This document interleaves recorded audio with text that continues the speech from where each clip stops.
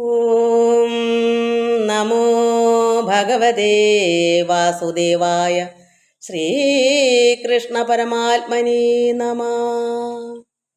രാമായ രാമഭദ്രായ രാമചന്ദ്രായ വേധസേ രഘുനാഥായ നാഥായ സീതായാം പദയേ നമഃ. ശ്രീരാമ രാമ രാമ ശ്രീരാമചന്ദ്ര ജയ. ശ്രീരാമ രാമ രാമ ശ്രീരാമഭദ്ര ജയ. ശ്രീരാമ രാമ രാമ സീതാഭിരാമ രാമ. ശ്രീരാമ രാമ രാമ ലോകാഭിരാമ ജയ. ശ്രീരാമ രാമ രാമ രാവണാന്തക രാമ. ശ്രീരാമ മമ ഹൃദി രമതാം രാമ രാമ. ശ്രീരാഘവാത്മാ രാമ. ശ്രീരാമ രമാപദേ ശ്രീരാമ രമണീയ വിഗ്രഹ നമോസ്തുതേ. നാരായണായ നമോ നാരായണായ നമോ നാരായണായ നമോ നാരായണായ നമ.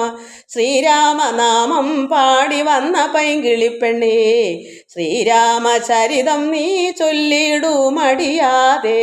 ശാരിക പൈതൃതാനും വന്ദിച്ചു വന്ദ്യന്മാരെ ശ്രീരാമസ്മൃതിയോടെ പറഞ്ഞു തുടങ്ങിനാൾ. എല്ലാ ഭക്തമക്കൾക്കും എൻ്റെ വിനിതമായ പ്രണാമം. എല്ലാവർക്കും ശാന്തിയും സമാധാനം ഈശ്വരകൃപ എല്ലാവരെയും ഭഗവാൻ അർപ്പിക്കുന്നു. രോഗശാന്തിക്കും എല്ലാ നന്മയ്ക്കും വേണ്ടി പ്രാർത്ഥിക്കുന്നു. എല്ലാവരെയും ഭഗവാൻ അർപ്പിക്കുന്നു. ഓം ലോകാ സമസ്ത സുഖിനോ ഭവന്തു. നമുക്ക് രാമായണം ഇനി താരയ്ക്ക് ഭഗവാൻ കൊടുക്കുന്ന ഉപദേശം. കാരണം ബാലിയെ വധിച്ചപ്പോൾ താര അത്രത്തോളം ദുഃഖിച്ച് എന്നെയും വധിച്ച് അവിടേക്ക് എൻ്റെ ബാലി പൊറാഞ്ഞ്, കാരണം പിരിഞ്ഞ് നിൽക്കത്തില്ല, എന്നെ കളഞ്ഞ് പോകത്തില്ല, വിഷമം, അതുകൊണ്ട് എന്നെ കൂടെ വധിച്ചു വിടൂ, ഞാനും പോകട്ടെ, അങ്ങനെയൊക്കെ പറഞ്ഞപ്പോൾ ശ്രീരാമ ഭഗവാൻ എന്താ ഉപദേശം കൊടുക്കുക, അതാണ് നമുക്കിനി വായിക്കാനുള്ളത്. അത് നമുക്ക് നോക്കാം. അത് ഇത് വേറെ ഭാഷയാണ് ഇടയ്ക്ക്, അതുകൊണ്ട് നമുക്ക് അതിൻ്റെ അർത്ഥമൊന്നും അത്രയ്ക്ക് പറയാൻ പറ്റത്തില്ല. അതായത് ചില വാക്കുകളൊക്കെ നമുക്ക് അറിയാത്ത വാക്കുകളുണ്ട്. എനിക്ക് അറിയാവുന്നത്രയൊക്കെ പറഞ്ഞുതരാം, ബാക്കി നമുക്ക് വായിച്ചു പോകാം. എന്നാലും ഇന്നങ്ങ് തീർക്കണം. താരയ്ക്ക് കൊടുക്കുന്ന ഉപദേശം എല്ലാം വായിച്ചു തീർക്കണം. പിന്നെ നമുക്ക് അതിൻ്റെ ബാക്കി ഈ കർക്കിടക മാസം കഴിഞ്ഞിട്ട് പിന്നെ ബാക്കി അങ്ങോട്ട് അർത്ഥങ്ങൾ അറിയുന്നതൊക്കെ പറഞ്ഞുതരാം. അറിയാത്തത് ഞാൻ എങ്ങനെ പറയാനാ? നമുക്ക് മലയാളത്തിൻ്റെ ചില വാക്കുകളുടെ അർത്ഥങ്ങളൊന്നും പറ്റത്തില്ല മക്കളെ. അല്ലെങ്കിൽ അതിനെക്കൊണ്ട് നമുക്ക് എന്നാൽ ചില കാര്യങ്ങൾ അങ്ങനെയാണ്. നമുക്ക് താരയോടുള്ള ഉപദേശം, കാരണം ഭഗവാനോട് താര എന്താ പറഞ്ഞേ, എന്നെ പതിയോടുകൂടെ അയക്കിലോ കന്യകാദാനഫലം നിനക്കും ഫലം കിട്ടുമെന്ന്. കാരണം കന്യകാദാനം ഈ സീത കന്യകയാണോ, സീതയെ കണ്ടു കിട്ടുമെന്നാണോ എന്തെന്ന് അത് നമുക്ക് അറിയത്തില്ല. ചില കാര്യങ്ങൾ നമുക്ക് അറിയാൻ പറ്റത്തില്ല. അതുകൊണ്ട് ആരിനാൽ നിന്നാൽ അനുഭൂതമല്ലയോ ഭാര്യ വിയോഗം, അതായത് ഭഗവാനും ആ വിയോഗം ഉണ്ടല്ലോ, അപ്പോൾ ആ ദുഃഖം അറിയാമല്ലോ. രഘുപതേ വ്യഗ്രം തീർത്ത് രുമയുമായി വാഴുക സുഗ്രീവ. രാജ്യഭോഗങ്ങളോടും ചിരകാലം, ഒരുപാട് വർഷക്കാലം, അനേക നാള് നീയും നിന്റെ ഭാര്യയായിട്ട് കഴിയൂ. ഈ താര പറഞ്ഞു. യുദ്ധം പറഞ്ഞ് കരയുന്ന താരയോട് ഉത്തരമായ അരുളിച്ചത് രഘുവരൻ. തത്വജ്ഞാനോപദേശന കാരുണ്യേന ഭർത്തൃവിയോഗ ദുഃഖം കളഞ്ഞിടുവാൻ കാരുണ്യത്തോടെ ഭഗവാൻ ഉപദേശം കൊടുക്കുക. കാരണം വിഷമമല്ലേ, അതുകൊണ്ട് ഈ ശരീരത്തിന് എന്തിനാ ദുഃഖിക്കുന്നേ? ശരീരം മിഥ്യയല്ലേ. കാരണം പ്രപഞ്ചത്തിലുള്ള ഈ പഞ്ചഭൂതങ്ങൾ ഉണ്ടാക്കുന്ന ശരീരത്തിന് എന്താ അർത്ഥമുള്ളത്? അത് എന്താ പറയുക, ജഡമല്ലേ, ചേഷ്ടകളില്ലാത്ത വിറകുകൊള്ളി പോലെ അല്ലേ. അത് മരണം ആർക്കും ഇല്ലല്ലോ. ആത്മാവല്ലേ നമ്മുടെ ദേഹത്തിൽ വസിക്കുന്നത്, ആ ഉള്ളിലിരിക്കുന്ന പരമാത്മാവ് ചൈതന്യമല്ലേ ജീവാത്മാവ്, അതിന് നാശമില്ലല്ലോ. ഇങ്ങനെയുള്ള ഗുണങ്ങളാണ് പറഞ്ഞു കൊടുക്കുന്നത്. രാമ രാമ രാമ രാമ രാമ രാമ രാമ രാമ രാമ രാമ രാമ രാമ രാമ പാഹിമാം. എന്തിന് ശോകം വൃഥാ തവ കേൾക്ക നീ, ബന്ധമില്ലേതും ഇതിനു മനോഹരേ. ഇതിനെന്താ നീ വിഷമിക്കുന്നത്? ഇത് വെറുതെ അല്ലേ, ഇത് മനസ്സിലാക്കുക. ഈ ശോകം വെറുതെയല്ലേ, ഇതിനൊരു ബന്ധവുമില്ല. ഈ ശരീരമല്ലേ പോയുള്ളൂ, ശരീരത്തിന് അല്ലെങ്കിൽ എന്താ ബന്ധമുള്ളത്? നിന്നുടെ ഭർത്താവ് ദേഹമോ ജീവനോ ചോദിക്കുക. നിന്റെ ഭർത്താവ് ദേഹമാണോ ജീവനാണോ? ധന്യേ പരമാർത്ഥം എന്നോട് ചൊല്ലു നിനക്ക് പരമാർത്ഥം നിനക്ക് അറിയാമെങ്കിൽ നീ പറ, നിൻ്റെ ഭർത്താവെന്ന് പറയുന്ന ആള് ഈ ശരീരമാണോ അതോ ജീവനാണോ? സത്യത്തിൽ ജീവനല്ലേ.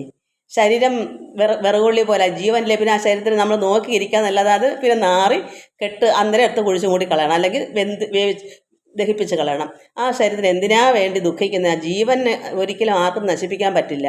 അത് പരമാത്മ ചൈതന്യമാണ്. ഒരിക്കലും ലോകം ആകാശം പോലെ നിറഞ്ഞിരിക്കുന്ന ആ ചൈതന്യം തന്നെ എല്ലാ വസ്തുവിൻ്റെ ഉള്ളിൽ. അപ്പോൾ അതിനെ ആർക്കും കണ്ടിച്ച് കളയാൻ പറ്റത്തില്ല. അത് വെട്ടേക്കുന്നതല്ല. നമ്മൾ നദിയിൽ കുറേ വെള്ളത്തിൽ അവർ വെട്ടിയാൽ വെള്ളം രണ്ടായിട്ട് പോകുമോ? അതവിടെ ഒന്നായി. അതുപോലെ നമുക്ക് വായുവിൽ എങ്ങനെയാണ്, അതുപോലെ തന്നെ പരബ്രഹ്മ ചൈതന്യത്തെ ആർക്കും രണ്ടായിട്ട് തിരിക്കാൻ പറ്റില്ല. ഇത് ലോകമൊത്തം തിരിങ്ങിയിരിക്കുക. അത് നമ്മുടെ ഉള്ളിലും ഉണ്ട്, പുറത്തും ഉണ്ട്, എല്ലാം വ്യാപിച്ചിരിക്കുക, നിറഞ്ഞിരിക്കുക. അതുകൊണ്ട് അതിന് നാശമില്ല. അതാണ് ഭഗവാൻ പറയുന്നത്. എനിക്ക് അറിയാം, പക്ഷേ ഇതിനകത്ത് ചില കാര്യങ്ങൾ അർത്ഥം നമ്മൾ അറിയാത്തതുകൊണ്ട് അവിടെ എന്ത് പ്രയോഗിക്കണം എന്ന് എനിക്കറിയില്ല. എങ്കിലും ഇതൊക്കെ കുറേയൊക്കെ അറിയാം. അവിടെ തന്നെ നീ പരമാർത്ഥം എന്നോട് പറയൂ, നിൻ്റെ ഭർത്താവ് ദേഹമാണോ ജീവനാണോ? പഞ്ചഭൂതാത്മനോട് ഭഗവാൻ പറഞ്ഞു കൊടുക്കുന്നത് പഞ്ചഭൂതാത്മകം, അതായത് പൃഥ്വി, അപ്പു, തേയു, വായു, ആകാശം. ആ 5 ഭൂതം.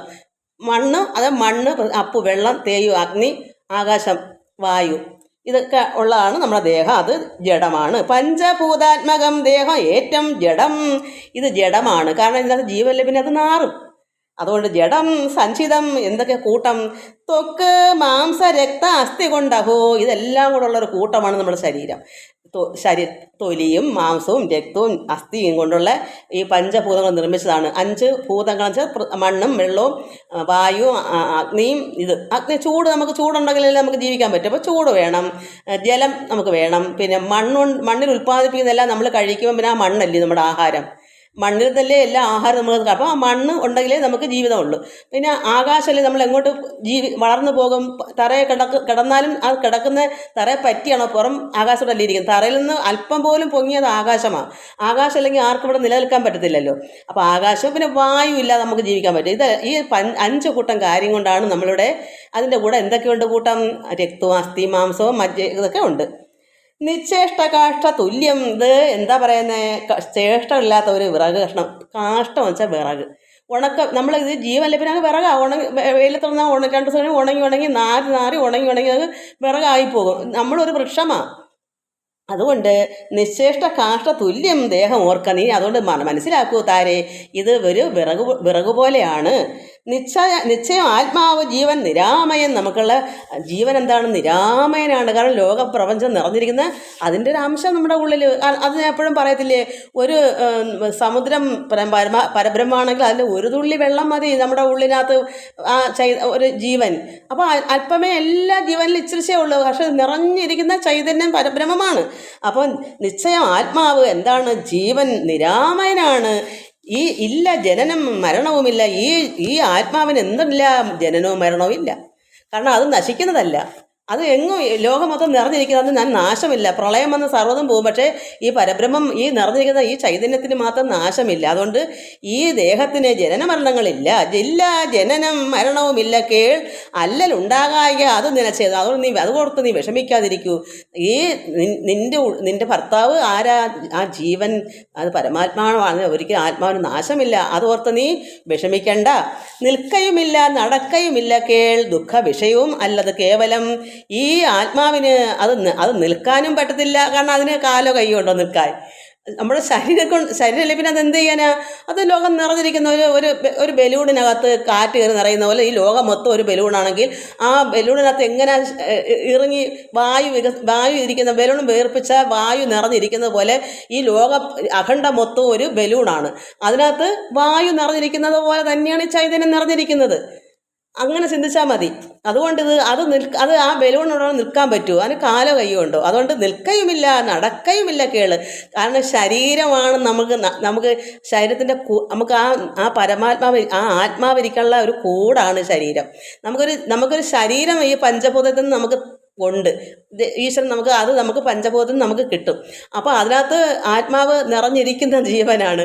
അപ്പോൾ അതിന് പ്രത്യേകിച്ച് ഈ ശരീരമൊക്കെ പോയാൽ അതിന് നിൽക്കാനോ എടുക്കാനോ പറ്റത്തില്ല ആ ചൈതന്യത്തിന്. അതുകൊണ്ട് ആ ആത്മാവ് നമ്മുടെ ഉള്ളിലെ ആത്മാവിന് നിൽക്കയുമില്ല നടക്കയുമില്ല. കേള് ദുഃഖ വിഷയവും അല്ലത് കേവലം. അതിന് ദുഃഖവും ഇല്ല, ഒരു സുഖമൊന്നും ഇതിനില്ല. സ്ത്രീ പുരുഷ ക്ലീബ ഭേദങ്ങളുമില്ല. അത് സ്ത്രീയുമല്ല പുരുഷനുമല്ല. ഒരു പരബ്രഹ്മത്തിന് എങ്ങനെ ആകെ ഏകനാണ്. ആ ഏകന് അവിടെ സ്ത്രീലിംഗമെന്നോ പുല്ലിംഗമെന്നോ വല്ലതും ഉണ്ടോ? അതുമില്ല. താപശീതാദിയും ഇല്ലെന്നറിയുന്നത്. അതിന് ചൂടുമില്ല, അതിന് തണുപ്പുമില്ല. അത് അത് അത് ഏകമായി നിൽക്കുന്ന ഒരു ഒരു നിഷ്കള പരബ്രഹ്മ അസസാനും ഒന്നും തന്നെ ഇല്ല. അത് അങ്ങനെ ഇരിക്കുന്ന ഒരു പരബ്രഹ്മ, ഒരു അഖണ്ഡം നിറഞ്ഞ ഒരു ചൈതന്യ വസ്തു എന്ന് പറയാം. അതുകൊണ്ട് അതിന് ചൂടോ തണുപ്പോ ഒന്നുമില്ല, സുഖദുഃഖങ്ങളില്ല, സ്ത്രീയും പുരുഷനുള്ള ഒരു പ്രത്യേകതയില്ല, അത് നിൽക്കത്തുമില്ല, നടക്കത്തുമില്ല. സർവകൻ ജീവൻ ഏകൻ, അത് സർവകനാണ് താനും. സർവത്തിൽ നിറഞ്ഞിരിക്കുകയാണ് സർവകൻ. ഇവിടെ എന്തിനെങ്കിലും അതില്ലാതുണ്ടോ? ഈ ലോകത്ത് എന്തെല്ലാം ഉണ്ട് അതിലെല്ലാം നിറഞ്ഞിരിക്കുകയില്ല. അതുകൊണ്ട് അത് സർവകനാണ്, ജീവൻ ഏകനാണ്. എല്ലാത്തിനും ആ ജീവൻ, പക്ഷെ അത് ഏകനാണ് താനും. നമ്മളിലെല്ലാം ഏകനാണ് ഉള്ളത്. അതുകൊണ്ട് അനേകം എന്ന് പറയാൻ പറ്റുമോ? അത് ഏകനാണ്, ഒന്നാണ്. ആ ഒന്ന് ഈ ലോകം നിറഞ്ഞത് സർവ്വത്തിലും ഉണ്ട്. അപ്പോൾ അത് ഏകനാണ്. എന്നാൽ ആ ഏകനായ പരമാത്മാവ് സർവ്വത്തിലും ഇരിക്കുമ്പോൾ അനേകനെന്നും പറയാം. അത് ഏകനാണ്, എന്നാൽ അനേകനുമാണ്. എന്നാൽ അത് ഏകനാണ് താനും. നാനാത്വമായി നമ്മളെല്ലാം വസിക്കുന്നതുകൊണ്ട് നമ്മൾ പറയുന്നു നാനാത്വമാണെന്ന്. സർവ്വതയും അതുള്ളതുകൊണ്ട്. അതുകൊണ്ട് അത് സർവകനാണ്, അത് ജീവൻ ഏകനാണ്, അത് പരൻ അദ്വയനാണ്. അദ്വയം അത് ഒന്നാണ്, അത് അവ്യയനാണ്. ആകാശതുല്യൻ അലേപകൻ. അപ്പോൾ ആകാശം പോലെ നിറഞ്ഞവനാണ്.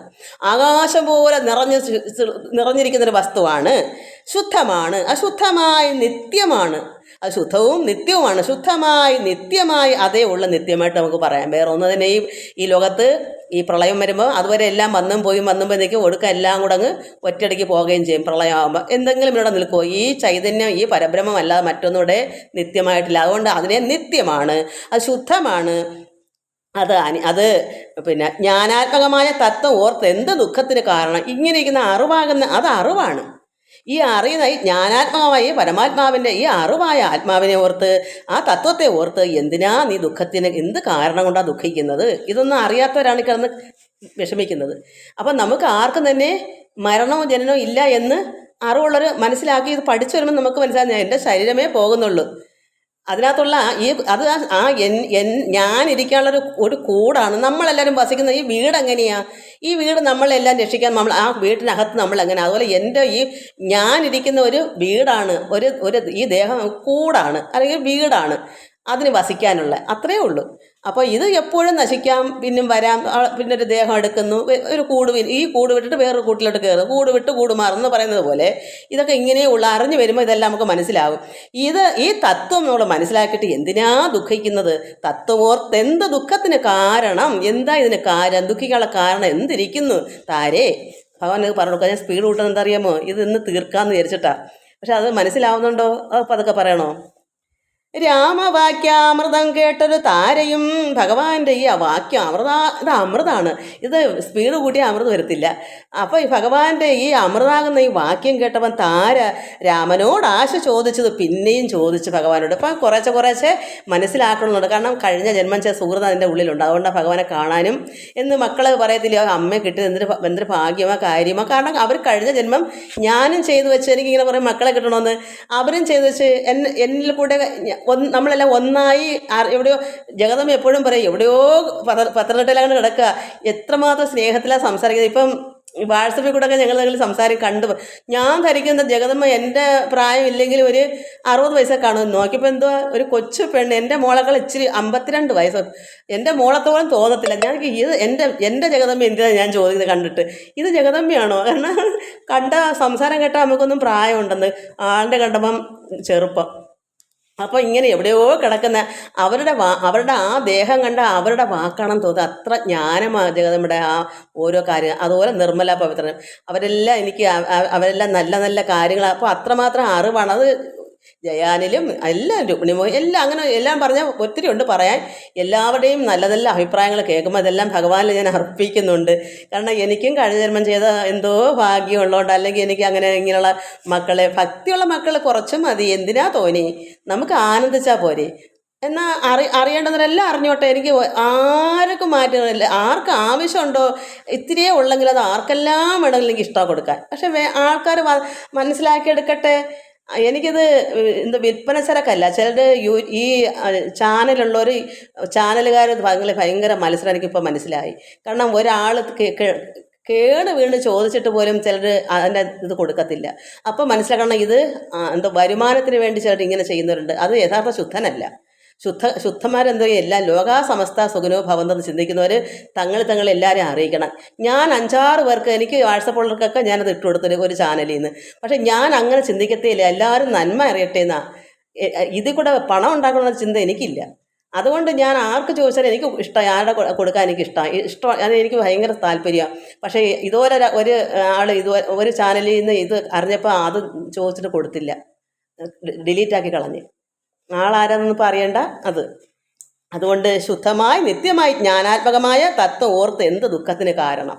ഈ ദുഃഖികൻ എന്താ കാരണം? രാമവാക്യാമൃതം കേട്ടൊരു താരയും രാമനോട് ആശ ചോദിച്ചതോ പിന്നെയും ചോദിച്ചു.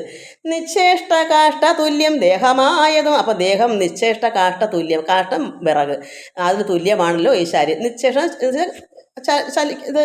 ഇതില്ലാത്ത, ഈ ചേഷ്ടകളില്ലാത്ത, അങ്ങനെ ഇപ്പം ജീവനില്ലെങ്കിൽ ഇതിന് വല്ല അനക്കമുണ്ടോ? അങ്ങനെയുള്ള നശിക്കുന്ന ഈ ദേഹം വിറകിന് തുല്യമാണല്ലോ. സച്ചിതാത്മാ നിത്യനായത് ജീവന. അപ്പോൾ അതിനകത്ത് സച്ചിതാത്മാവായ നിത്യനായതാണ് അതിനകത്തിരിക്കുന്ന ജീവൻ. അത്രയും പറഞ്ഞപ്പോൾ താരയ്ക്ക് ഇത്രയും മനസ്സിലായി. അപ്പോൾ ഈ ദേഹം വിറക് തുല്യമാണ്, എന്നാൽ അതിനകത്തിരിക്കുന്ന ജീവൻ നിത്യനാണ്, എന്നുവെച്ചാൽ മരണമില്ലാത്തത്. ദുഃഖസുഖാദി സംബന്ധം ആർക്കെന്നുള്ളതൊക്കെ അരുൾ ചെയ്യുക വേണം ദയാനിധേ. എന്താ ഇതിനകത്ത് ഈ ദുഃഖവും സുഖവും എന്ന് പറഞ്ഞാൽ എങ്ങനെയുള്ളവർക്കാണ് എന്ന് ചോദിക്കുന്നു. അപ്പോൾ ഈ ദേഹത്തിന് ഇതൊന്നുമില്ല, ജനനവും ഇല്ല, മരണവും ഇല്ല, തണുപ്പില്ല, ചൂടില്ല, ഇത് ആത്മാവല്ലേ. അതുകൊണ്ട് ഇതൊന്നുമില്ല. നിശ്ചേഷ്ട കാഷ്ട തുല്യമാണ് ദേഹം, അതായത് വിറകിന് തുല്യമാണ്. എന്നാൽ അത് നിത്യനാണ് ആ ജീവൻ. എന്നാൽ ഇവിടെ സുഖവും ദുഃഖാദി സംബന്ധം ആർക്കെന്നുള്ളതൊക്കെ അരുൾ ചെയ്യുക വേണം, എനിക്ക് പറഞ്ഞു തരൂ ദയാനിധേ. അവർ ചോദിച്ചു. എന്നതു കേട്ടരുൾ ചെയ്തു രഘുവരൻ, ധന്യേ രഹസ്യമായുള്ളത് കേൾക്ക നീ. അത് ഭഗവാൻ അത് കേട്ടപ്പോൾ പറയുന്നു, ധന്യേ, അത്ര സ്നേഹമാണ്. കാരണം അവർ ഭഗവാൻ ന്യായക്കേടൊന്നും ചെയ്തില്ല, എന്നാൽ അവർക്ക് സങ്കടം മാറ്റി കൊടുക്കണ്ടേ. കാരണം ഈ ലോക ചിന്തയിൽ നിന്ന് മാറ്റിയെങ്കിലേ അവരുടെ ദുഃഖം മാറുള്ളൂ. അവർ ഈ ലോകമാണ് സത്യം എന്ന് പറഞ്ഞ് ഇതൊക്കെ ഈ മിഥ്യയായിരിക്കുന്ന ഈ ലോകം സംസാരമാണ്, അതിനെ കവർ ചെയ്ത് ജീവിക്കുന്ന അറിവുകൊണ്ടാണ്. ആ അറിവ് ഭഗവാൻ പറഞ്ഞു കൊടുത്തല്ലേ പറ്റൂ. അതുകൊണ്ട് ഭഗവാൻ എന്ത് ചെയ്തു? ഇതൊക്കെ മനസ്സിലാക്കിയിട്ട് ദുഃഖസുഖാദി സംബന്ധം ആർക്കാണ് എന്ന് ചോദിച്ചപ്പോൾ അത് കേട്ട് അരുൾ ചെയ്തു ഭഗവാൻ രഘുവരൻ, ധന്യേ രഹസ്യമായുള്ളത് കേൾക്ക നീ. യാതൊരളവ് ദേഹേന്ദ്രിയ അഹങ്കാര ഭേദഭാവേന സംബന്ധമുണ്ടായി വരും. അത് എത്ര നാൾ വരെ ദേഹം, ഇന്ദ്രിയങ്ങൾ, അഹങ്കാരം എന്നുള്ള ഭേദം നമ്മുടെ നമുക്ക് അറിവില്ലായ്മ കൊണ്ടാണ് നമ്മുടെ എൻ്റെ ദേഹം, ഞാനാണ് ദേഹം, അഹം ഞാനുള്ള അഹവും, ഇതൊക്കെ എപ്പോഴുവരെ നമുക്ക് നിലനിൽക്കും? അതുവരെ നമുക്ക് എന്ത് വേണം? സംബന്ധമുണ്ടായി വരും. നമ്മൾ ഇതിനകത്തിരിക്കുന്ന വസ്തു ആരാണ് നമ്മൾ എന്നറിയുന്നു, അതുവരെ നമ്മൾ അറിവില്ലായ്മ കൊണ്ടാണ് അങ്ങനെ വരുന്നത്. ഇത് നശിക്കുന്ന ദേഹം ഞാനെന്ന് കരുതി വെക്കുക. ഞാനാണ് ദേഹം എന്ന് കരുതുന്നത് എന്താ? അറിവില്ലായ്മ. ഈ ഞാനെന്ന് പറഞ്ഞാൽ ഈ ദേഹമല്ല എന്ന് അറിയുമ്പോഴാണ് അറിയുന്നത്, അയ്യോ ഈ ദേഹം നമ്മളല്ലേ. അതായത് എൻ്റെ ദേഹം, എൻ്റെ കൈ, എൻ്റെ കാല്, എൻ്റെ കണ്ണ്. അപ്പോൾ എൻ്റെ എന്ന് പറയുന്ന ആരാ? എൻ്റെ എന്നുള്ള ആൾ വേറെയാണ്. അപ്പോൾ ഇതൊക്കെ പറഞ്ഞാൽ എൻ്റെ കൈയാണത്, എൻ്റെ കൈയാണ്. അല്ല ഈ ദേഹത്തിൻ്റെ എന്ന് പറയുന്നത് എന്താ? ഈ ദേഹം അപ്പോൾ ഞാനാണോ? അല്ല. അപ്പോൾ എൻ്റെ കൈ, എൻ്റെ കാല്, എൻ്റെ മുഖം, എൻ്റെ ചെവി എന്നെല്ലാം പറയുമ്പോൾ എൻ്റെ എന്നുള്ള നമ്മുടെ ഉള്ളിലിരിക്കുന്ന ആത്മാവ്, ആ ആത്മാവാണ് ഞാൻ. അപ്പോൾ ആ ആത്മാവാണ് നമ്മൾ ഈ ആത്മാവിനിരിക്കുന്ന ദേഹം, എൻ്റെ ദേഹം. അപ്പോൾ അതിൽ നിന്നുള്ള ഓരോ അവയവങ്ങൾ, എൻ്റെ അവയവങ്ങൾ, എൻ്റെ കൈ, ഇങ്ങനെ നമ്മൾ പറയുന്നത്. അപ്പോൾ അറിവില്ലാത്തവരെന്ത് ചിന്തിക്കുന്നു? ഈ എൻ്റെ എന്നുള്ളത് ഈ ദേഹമാണെന്ന് കരുതുന്നു. അതുകൊണ്ട് അത് യാതൊരളവ്, അതായത് എത്ര നാൾ വരെ നമ്മൾ ഇങ്ങനെ അറിവില്ലായ്മ കൊണ്ടിരിക്കും?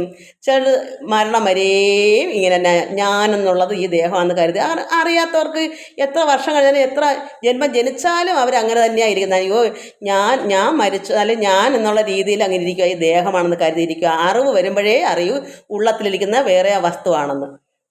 അതുകൊണ്ട് യാതൊരളവ് ദേഹേന്ദ്രിയ അഹങ്കാര ഭേദഭാവന സംബന്ധമുണ്ടായി വരും. അതുവരെ നമുക്ക് ബന്ധമാണ്, എന്നുവെച്ചാൽ കെട്ടായി പോകും. കെട്ട് അതിനകത്തിരിക്കുന്ന ആത്മാവും വേറൊരെണ്ണത്തിരിക്കുന്ന ആത്മാവും ഒന്നെന്ന് പറഞ്ഞാൽ അവിടെ അപ്പോൾ ദേഹമായിട്ടുള്ള കെട്ട് വരത്തില്ല. അതും ഇതും എല്ലാം ഞാൻ തന്നെയാണെന്ന്. സർവ്വതും ലോകത്തെ സർവ്വതാണ് ഞാൻ. ആ ഞാനായവനാണ് മൊത്തം. പിന്നെ അവിടെ അന്യതാരെങ്കിലും ഉണ്ടോ? അതാണ് കാണാതെ മൊത്തവും ഞാൻ തന്നെയെന്ന് ഞാൻ എന്താ ഇത് പറയുന്നേ? സർവ്വത്തിലും ആ പരബ്രഹ്മമാണ്. അവിടെ അന്യതില്ല. എല്ലാം എന്നിലിരിക്കുന്ന ആരാ, അത് തന്നെയാണ് മറ്റൊന്നിലും ഇരിക്കുന്നത്.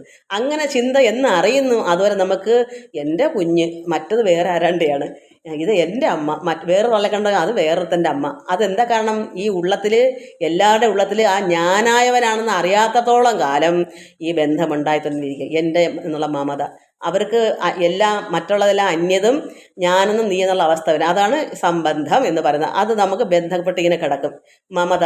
അപ്പം എന്താ വരും? ഇപ്പം ഒരു വീട്ടിൽ ഒരാൾ മരിച്ചാൽ നമുക്ക് സങ്കടമില്ല. എൻ്റെ അമ്മയോ അച്ഛനോ മരിച്ച എന്താ കാരണം? അവരെന്നും ഇവരെന്നും അത് ഞാനെന്ന് നീയുള്ള ഇത് വരുന്നുണ്ടാ. അല്ലെങ്കിൽ എന്ത് വരും? അകലെയുള്ള ഒരാൾ മരിച്ചാൽ എൻ്റെ അടുത്ത് വീട്ടിലുള്ള എൻ്റെ അമ്മയോ അച്ഛനോ അല്ലെങ്കിൽ എന്നിലുള്ള ആരും മരിച്ചാൽ ദുഃഖിക്കാത്തത് മറ്റുള്ള ദുഃഖം വരാത്തതുപോലെ തന്നെ ഇവിടെ ആ ദുഃഖം ഉണ്ടാവും. ബാലി മരിച്ചാൽ ഇതറിഞ്ഞാൽ ആ താരയ്ക്ക് ദുഃഖം ഉണ്ടാകേണ്ട കാര്യമില്ല. കാരണം അകലെയുള്ള ഒരാൾ മരിച്ചാൽ ദുഃഖമുണ്ടോ? അപ്പോൾ ശരീരത്തിനെ ബന്ധപ്പെട്ട് കിടക്കൊണ്ടാണല്ലോ ദുഃഖം ഉണ്ടായത്.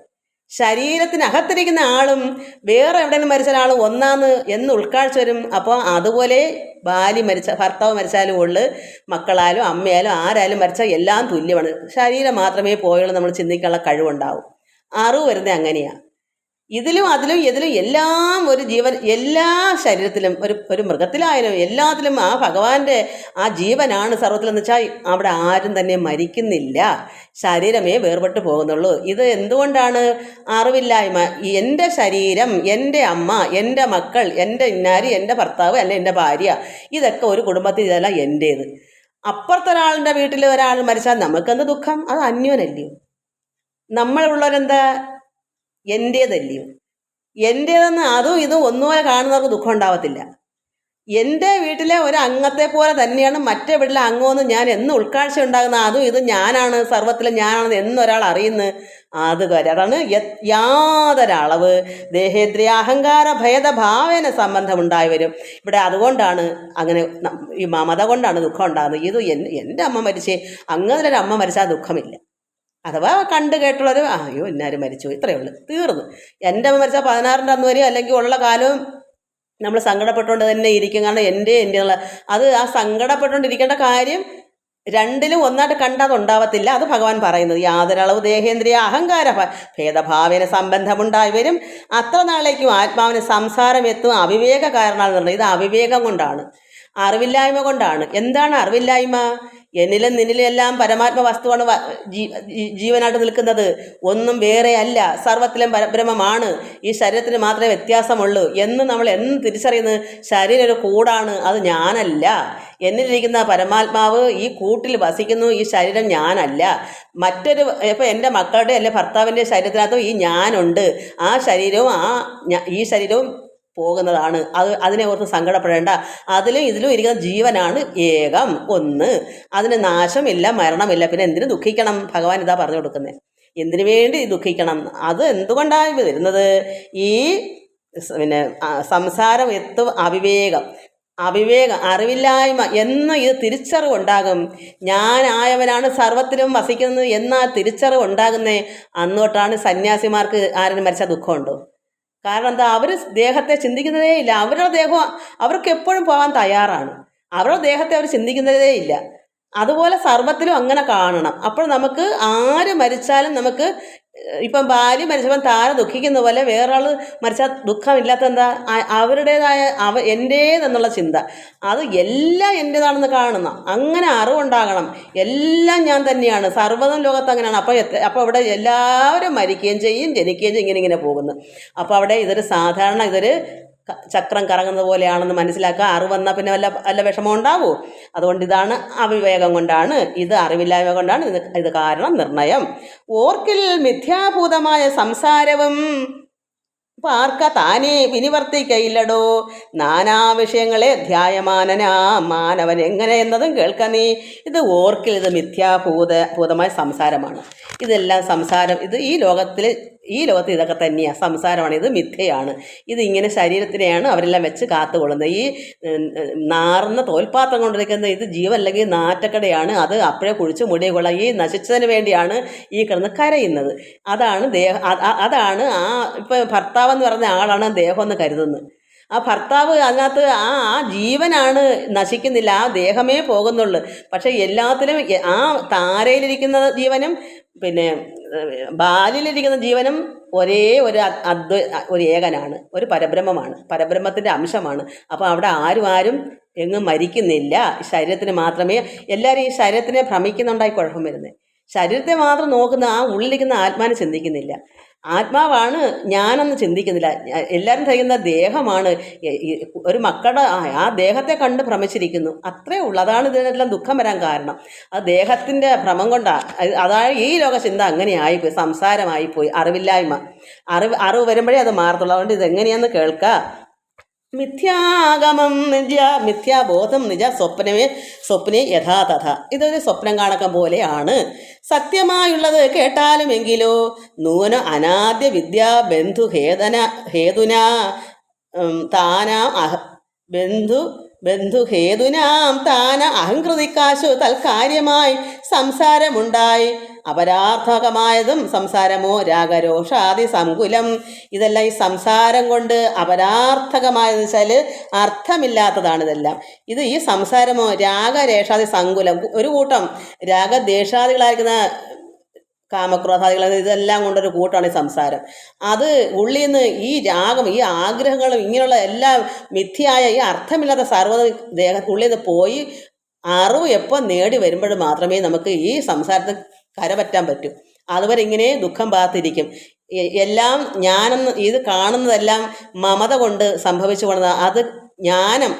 ഇതെല്ലാം ഈ അർത്ഥമില്ലാത്ത കാര്യത്തിന് മാത്രമേ മനസ്സിലാക്കാതെ മനുഷ്യൻ ഇതിനു വേണ്ടി ദുഃഖിക്കുന്നത്. കാര്യം ഓർത്താൽ ഇതിനകത്ത് യാതൊരു അർത്ഥവുമില്ല, ഇത് സ്വപ്നം പോലെയാണെന്ന് ആണ് ഇതിൽ പറയുന്നത്. സംസാരമോ രാഗരോഷ, ഈ പ്രപഞ്ചം അത് സംസാരം, അറിവില്ലായ്മ, മിഥ്യയാണ്, സത്യമല്ല എന്ന് വെച്ചാൽ രാത്രി നമ്മൾ ഉറക്കത്തിൽ സ്വപ്നം കണ്ട് ഉണരുന്നത് പോലെ ഉള്ളൂ.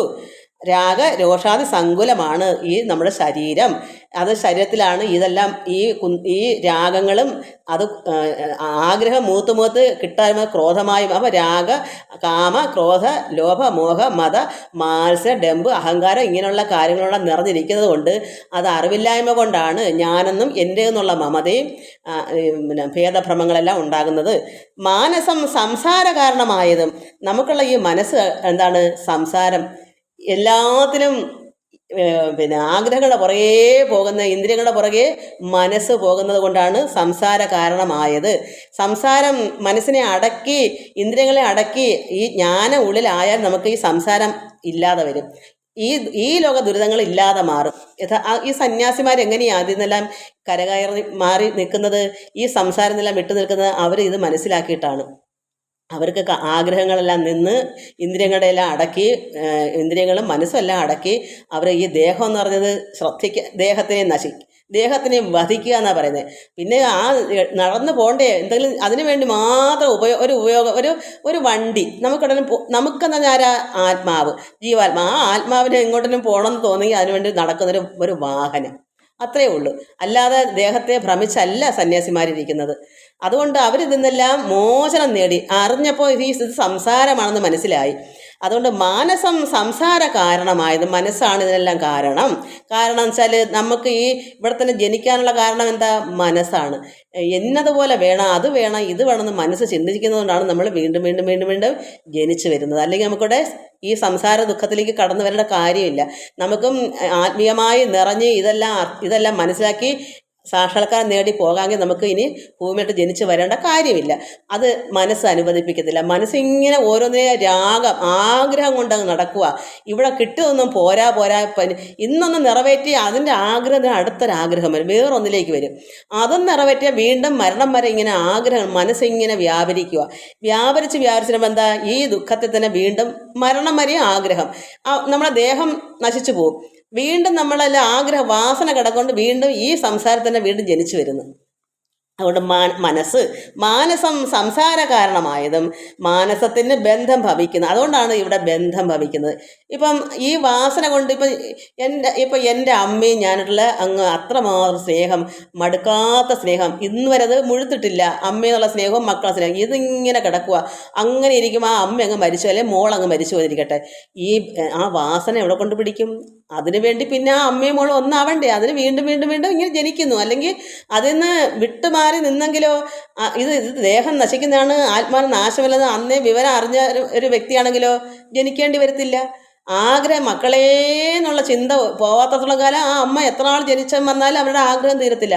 ഇതിങ്ങനെ ആഗ്രഹിച്ച് കിടക്കൊണ്ടാണ് വീണ്ടും വീണ്ടും വരുന്നത്. അതിനാണ് ഇത് മനസ്സിലാക്കി അറിവ് നേടി ഈശ്വരനിലേക്ക് പോവുക എന്ന് പറയുന്നത്.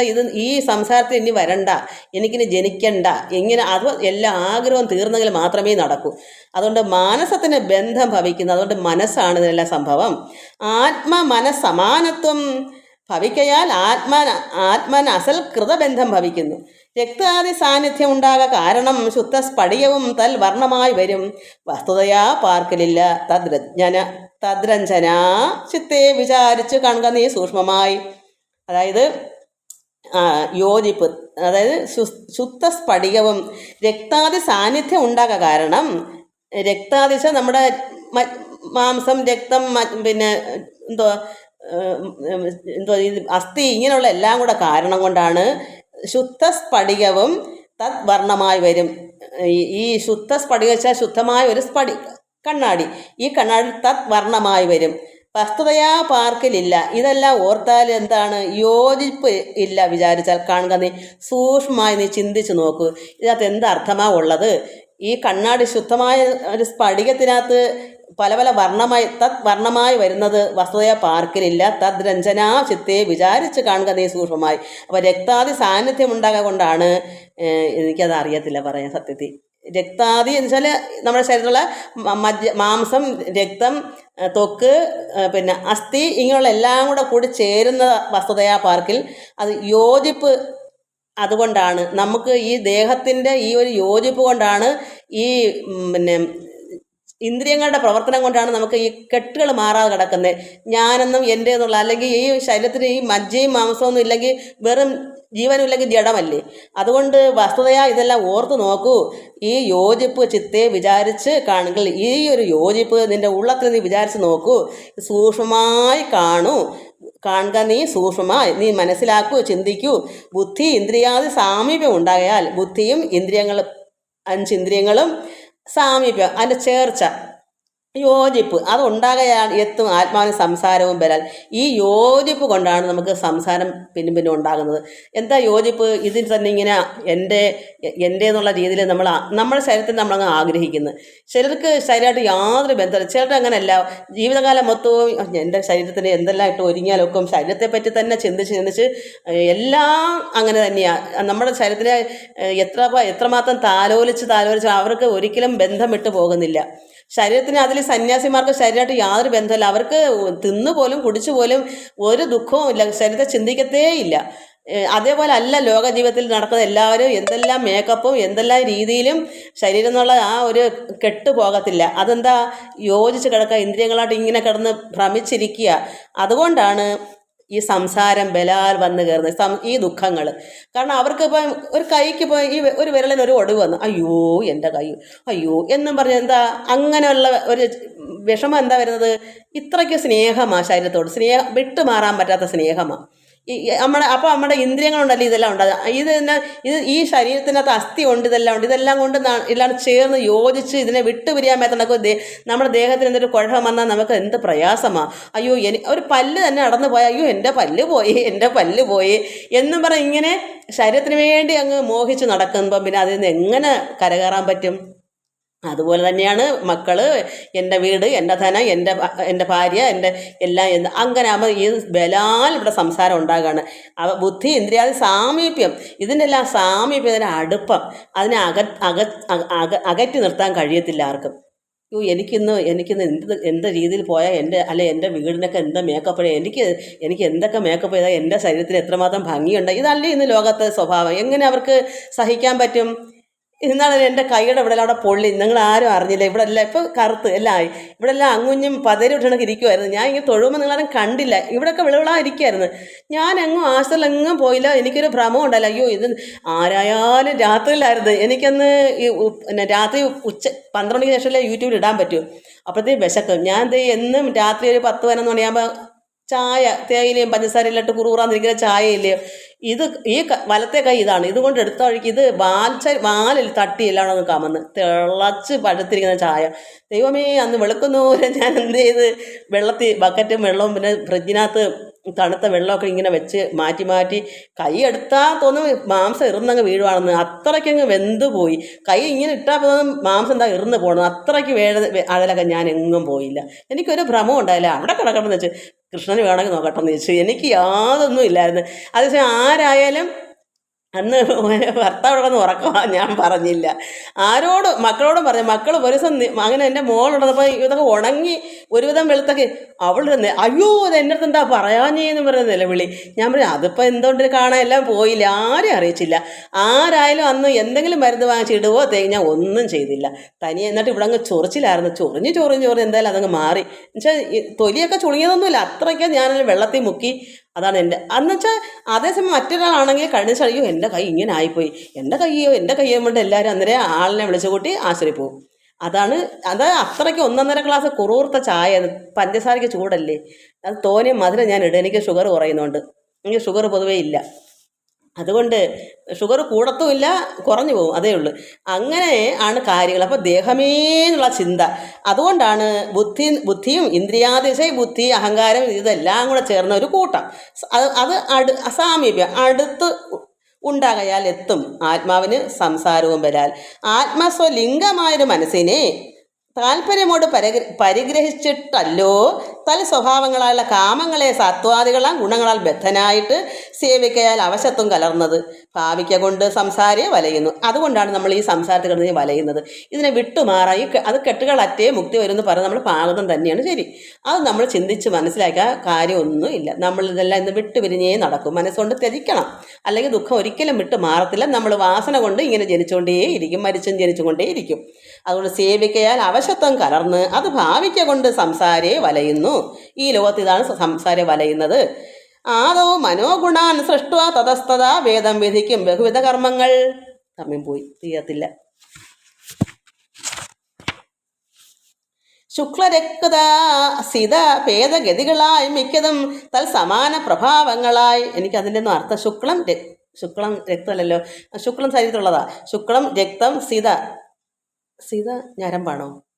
ഭേദഗതികളായി മിക്കതും തൽസമാന ഇതെല്ലാം തൽസമാനം ഒരുപോലെ പ്രഭാവങ്ങളായി ഇങ്ങനെ കർമ്മവശേന ജീവൻ ബലാലങ്ങ് ആഭൂതപ്ലവം പ്രവചിച്ചിടുന്നു. ഇത് എങ്ങനെയെന്ന് വെച്ചാൽ ഭൂതങ്ങളുടെ നാശമായ പ്രളയം വരെ ഇങ്ങനെ നമ്മൾ ജനിച്ച് മരിച്ചു വരിക. എന്താ വാസന നമ്മൾ ഈ ബലാൽ നമ്മളിങ്ങനെ കെട്ടി കിടക്കുന്നു. എൻ്റെ ശരീരം എന്നും പറഞ്ഞ് അങ്ങനെ എൻ്റെ മക്കൾ എൻ്റെ ഇന്നാരെന്നുള്ള രീതിയിൽ ഇങ്ങനെ കിടക്കുക. മരണം വരെ ഇതിന് വിട്ടുമാറുക. ഇതിന് വിദ്യ നേടാതെ ഒരു രക്ഷയില്ല. അറിവ് വന്നേ പറ്റും. ഏത് അറിവ്? ആത്മജ്ഞാനമാകുന്ന അറിവ് വന്നല്ലാതെ ഇതിൽ നിന്ന് മനസ്സിൽ നിന്ന് വിട്ട് ഒരു സന്യാസി ആയേ രക്ഷയുള്ളൂ. അതിനും പാട്ട് ഇതൊന്നും നടക്കാത്ത കാര്യം. അതുകൊണ്ട് എന്ത് വരുന്നു? പ്രളയം വരുവോളം, അതായത് ഭൂതങ്ങളുടെ നാശമായി ഈ സർവ്വഭൂതങ്ങൾ, സർവ്വ ജീവജാലങ്ങൾ, അതിലെല്ലാം വരും. എന്നുവെച്ചാൽ ഈ നിറഞ്ഞിരിക്കുന്ന പരബ്രഹ്മ വസ്തു ഒഴിച്ച് ബാക്കി സർവ്വതും പ്രളയത്തിൽ പോകും. അതുവരെ ഇങ്ങനെ നമുക്ക് ഭ്രമമാണ്. അതുവരെ നമ്മൾ കാക്കയായിട്ടോ പൂച്ചയായിട്ടോ മനുഷ്യനായിട്ടോ എന്തെങ്കിലും നമ്മുടെ പ്രവൃത്തി പോലെ ഗുണങ്ങൾ നമ്മുടെ ഗുണം സത്വഗുണമാണോ തമോ ഗുണമാണോ രജോ ഗുണമാണോ ഏത് ഗുണങ്ങളാണോ അതനുസരിച്ച് നമ്മൾ ഓരോരോ രീതിയിൽ ജനിച്ചും മരിച്ചും വന്നിട്ട് ഒടുക്കം സർവ്വതും കൂടെ ഒന്നിച്ചങ്ങ് പോകും. പ്രളയം വരെ ഇത് തന്നെ അവസ്ഥ. പിന്നെ സമസ്ത സംഹാരകാലേ ജീവൻ അന്ന് അനാദ്യ വിദ്യ അവശം പ്രാപിച്ച് തിഷ്ടത്യ അഭിനിവേശത്താൽ പുനരഥ സൃഷ്ടികാലേ പൂർവവാസനയാ സമം ജായതേ. അങ്ങനെ പോയാലും പിന്നെ എന്താ പറയുന്നേ? അങ്ങനെ സമസ്തവും സംഹാരകാലേ എല്ലാം സംഹരിക്കും. എല്ലാം പ്രളയത്തിൽ നശിച്ചിട്ട് ജീവൻ അന്നൊന്നും അനാദ്യ വിദ്യാവശം പ്രാപിച്ചിട്ട് എന്തു വന്നു? തിഷ്ടത്യഭിനിവേശത്താൽ പുനരഥ വീണ്ടും സൃഷ്ടികാലേ പിന്നെ എത്ര നാൾ പ്രളയത്തിൽ കണ്ടിട്ട് വീണ്ടും ഒന്നേ തുടങ്ങും. സൃഷ്ടി നടത്തും. അപ്പോൾ വാസനയാ സമം. വീണ്ടും നമ്മൾ പ്രളയം വന്നപ്പോൾ നമുക്കുള്ള വാസന എത്രയോ നാൾ പ്രളയത്തിൽ കിടന്നാലും നമുക്ക് വീണ്ടും ജനിക്കുമ്പോൾ ആ വാസന കിടക്കുമെന്നാണ് പറയുന്നത്. അതാണ് ഇതിൽ പറയുന്നത്. എനിക്കങ്ങനെ തോന്നുന്നത്. അപ്പോൾ സൃഷ്ടികാലം വീണ്ടും സൃഷ്ടി വരുമ്പോൾ ആ പ്രളയം കഴിഞ്ഞിട്ട് എത്ര നാൾ ഈ ലോകം നിന്നു അത്ര നാൾ സൃഷ്ടി പ്രളയമായിട്ട് കിടക്കുമെന്നാണ് പറയുന്നത്. എനിക്ക് ഇതൊന്നും അറിയത്തില്ലല്ലോ. ഇങ്ങനെ നമുക്ക് ഊഹിക്കാം, ഇങ്ങനെ എനിക്ക് പറയാൻ പറ്റൂ. അതുകൊണ്ട് വീണ്ടും സൃഷ്ടി തുടങ്ങും. അത് കഴിയുമ്പം അപ്പം ബ്രഹ്മാവൊക്കെ മാറി വരും. അതുവരെയുള്ള ഈ ബ്രഹ്മാവ് ആയിരിക്കും പിന്നെ ഒരു ബ്രഹ്മാവായിട്ട് വരുന്നത്. അങ്ങനെ അവർക്കും ഉണ്ട് ഇതുപോലെ. നമ്മൾ ജനിച്ച് മരിക്കുന്നില്ല, അവർക്ക് ഒരുപാട് കാലം കഴിഞ്ഞിട്ടാണ് ഒരു ജനനം വരുന്നത്. അപ്പം ഈ ബ്രഹ്മാവ് മാറി വേറൊരു ബ്രഹ്മാവ് വരും. അവർക്കും ഉണ്ട്. അതായത് ഇതെല്ലാം പുൽക്കൊടി തൊട്ട് ബ്രഹ്മാവ് വരെ നമ്മളെപ്പോലെ സൃഷ്ടികളല്ലേ, ഭഗവാന്റെ മക്കളല്ലേ ബ്രഹ്മാവും. അത് തന്നെ.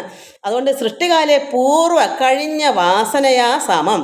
നമ്മൾക്ക് ഇപ്പോൾ ഇവിടെ പ്രളയം വന്നു, എൻ്റെ ഉള്ള വാസന, എനിക്കെൻ്റെ ശരീരമേയുള്ള സ്നേഹമാണെങ്കിൽ എനിക്ക് ശരീരത്തിന് വേണ്ടിയിട്ട് ഒരു ജന്മം നിൽക്കാം. അതല്ല എൻ്റെ വീടേ ധനമേ കുറേ മറ്റാഗ്രഹമാണ്. അങ്ങനെ എല്ലാം കൊണ്ടും വാസന എങ്ങനെ കിടക്കും പൂർവ്വകാലത്തിൽ? അത് തന്നെയാണ് നമ്മൾ ജനിച്ചു വരണം, സൃഷ്ടി എടുത്ത് വരണം. അങ്ങനെ ജായതേ, അങ്ങനെ ജനിച്ച് ഭൂയോ ഘടി യന്ത്രവത്സത മായാബലത്താൽ അതാർക്കൊഴിക്കാം. ഇവിടെ അത് മായയാണ്. ഇവിടെ ഈ പ്രപഞ്ചം സൃഷ്ടി നടത്തുമ്പോൾ ഇവിടെ പ്രപഞ്ചം വരും.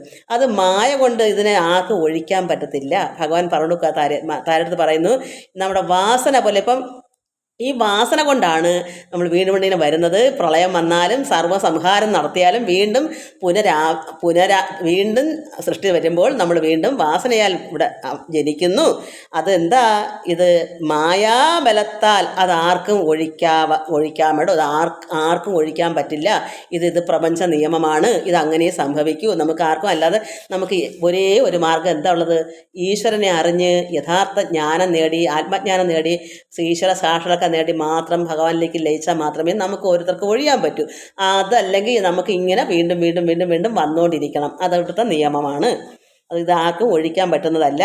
യാതൊരിക്കൽ നിജ പുണ്യവിശേഷേണ ചേതസി സൽസംഗതി ലഭിച്ചിടുന്നു. യാതൊരിക്കൽ നിജ പുണ്യവിശേഷണ, ഈ ഞാനിപ്പോൾ പറഞ്ഞ പുണ്യം കൊണ്ട് മാത്രം ചേതസി മനസ്സി സൽസംഗതി നല്ല സംഘം കൊണ്ട്, എന്താ നമ്മളിരിക്കുന്ന ആ ആത്മാവിനെ അറിഞ്ഞറിഞ്ഞ് ദേഹത്തിനെ വധിച്ച് കളയുക.